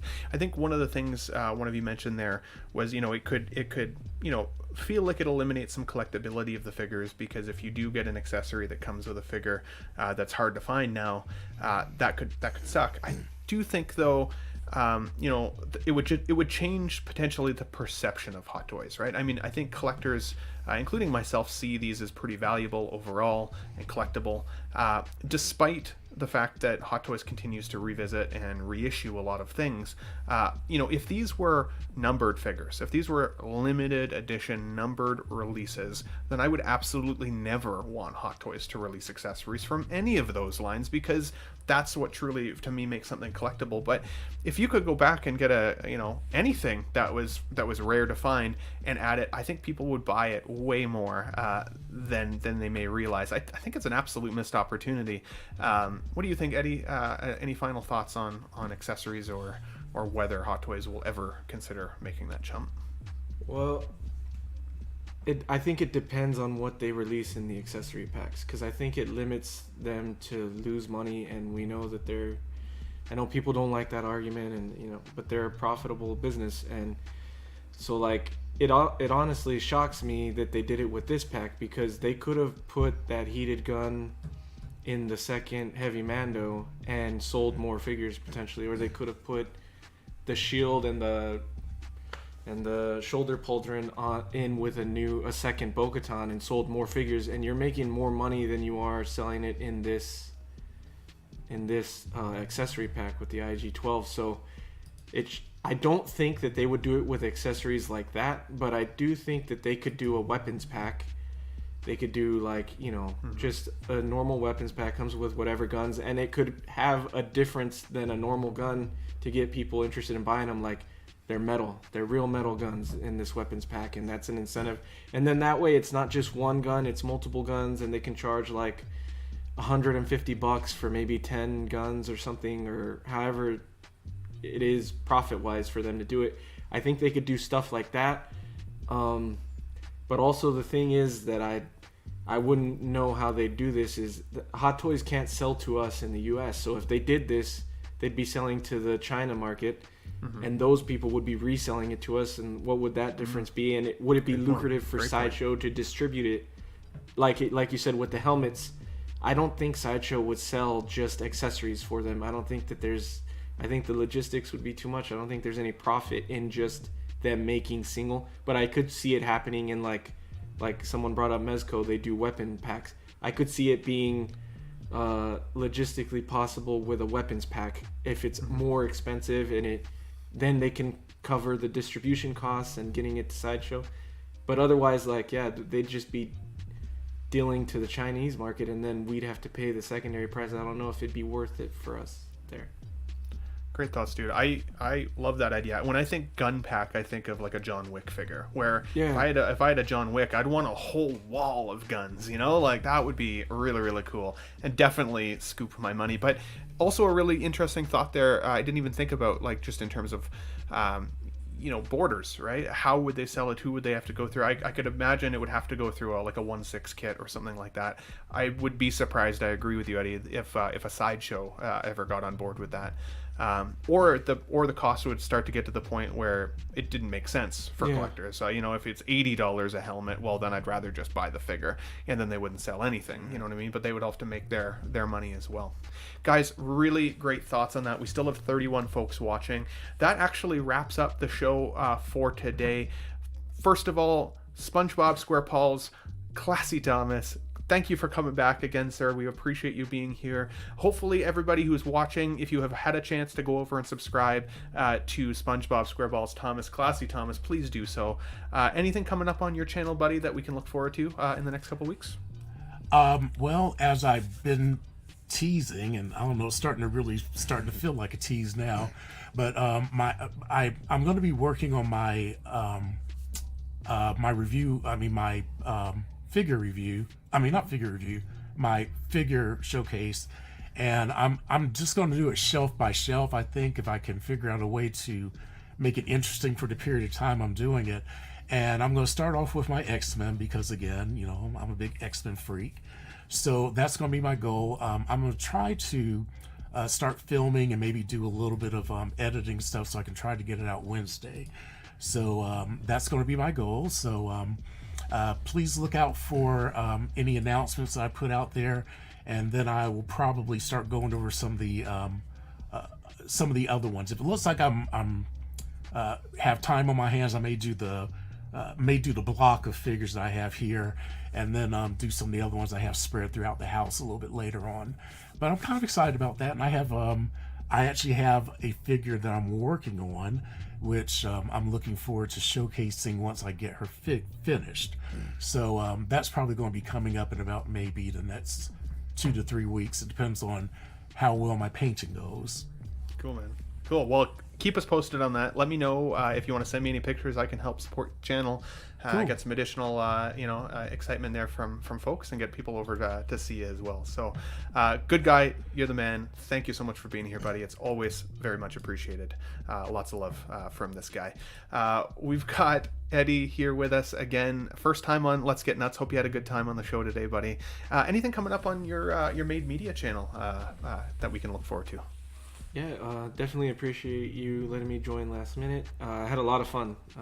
Great group of guys here, and so it was a lot of fun. And Made Media has been dead for a little while, just because I had a lot going on. But I'm actually gonna have a little more free time, and so I might start posting up more collection videos.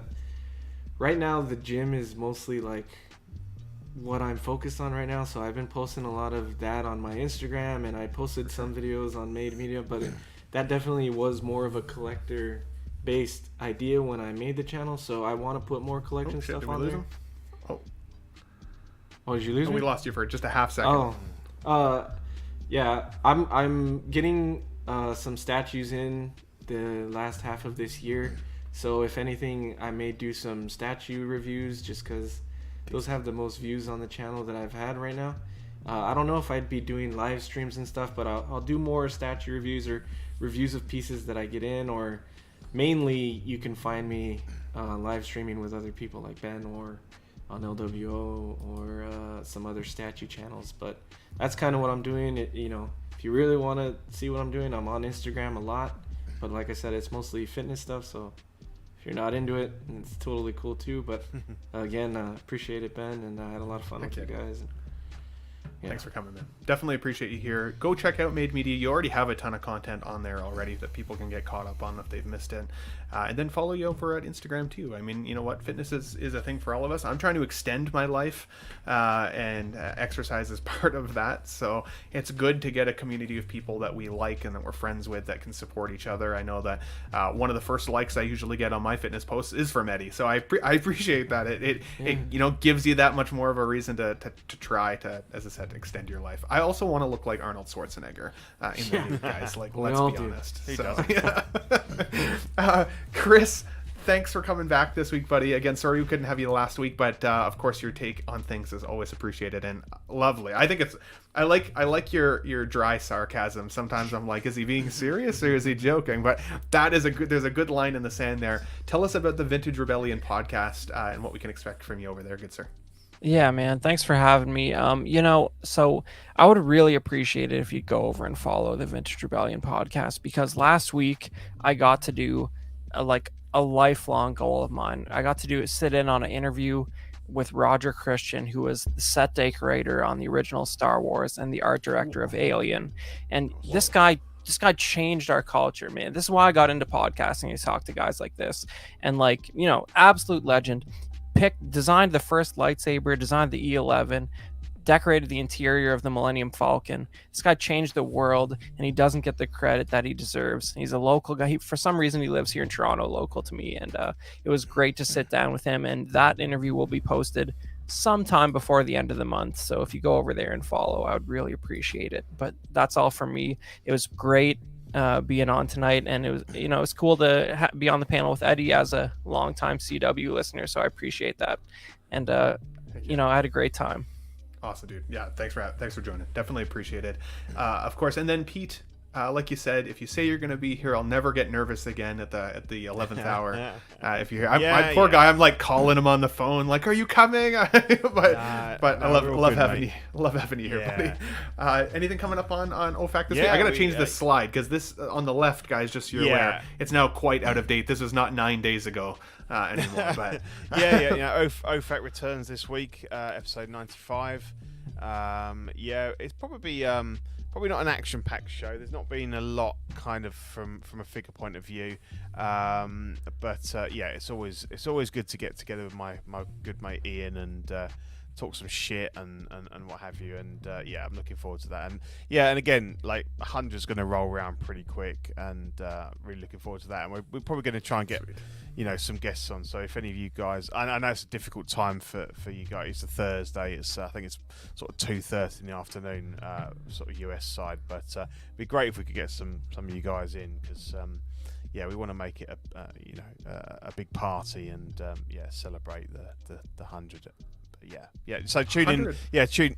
Tune in next week. 100 episodes is that's an accomplishment. That's a lot. I think we're only at about 15.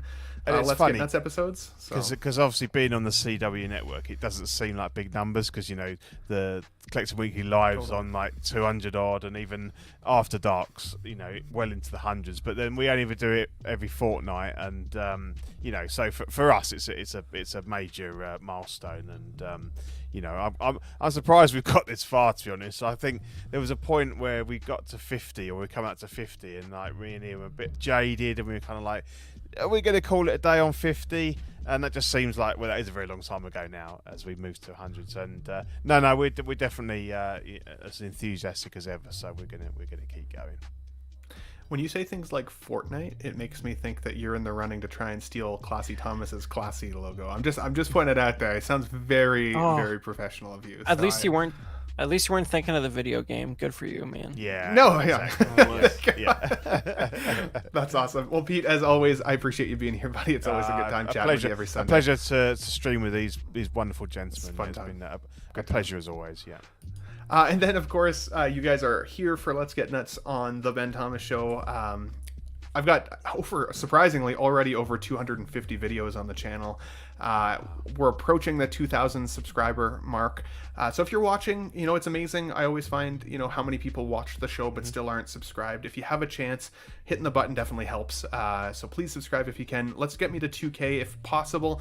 I am going to be doing a figure giveaway at 2,000 as well. I haven't decided what figure yet, so I'd be open to suggestion in the comments below if you guys have any that you're interested in. I've been trying to save up those super chats and everything so I could put that back into the channel, whether that's more equipment, a figure giveaway, maybe an updated StreamYard so I can have more than 6 guests, all of the things.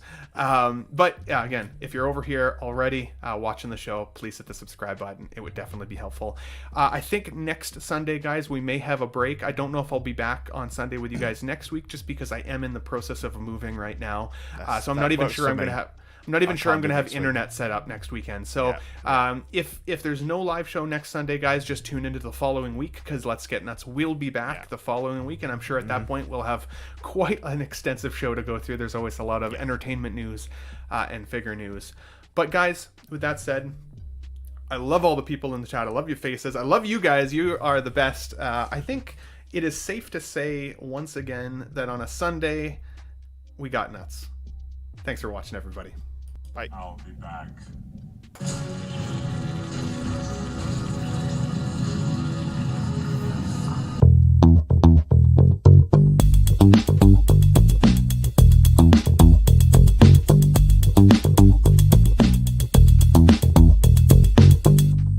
Thank you.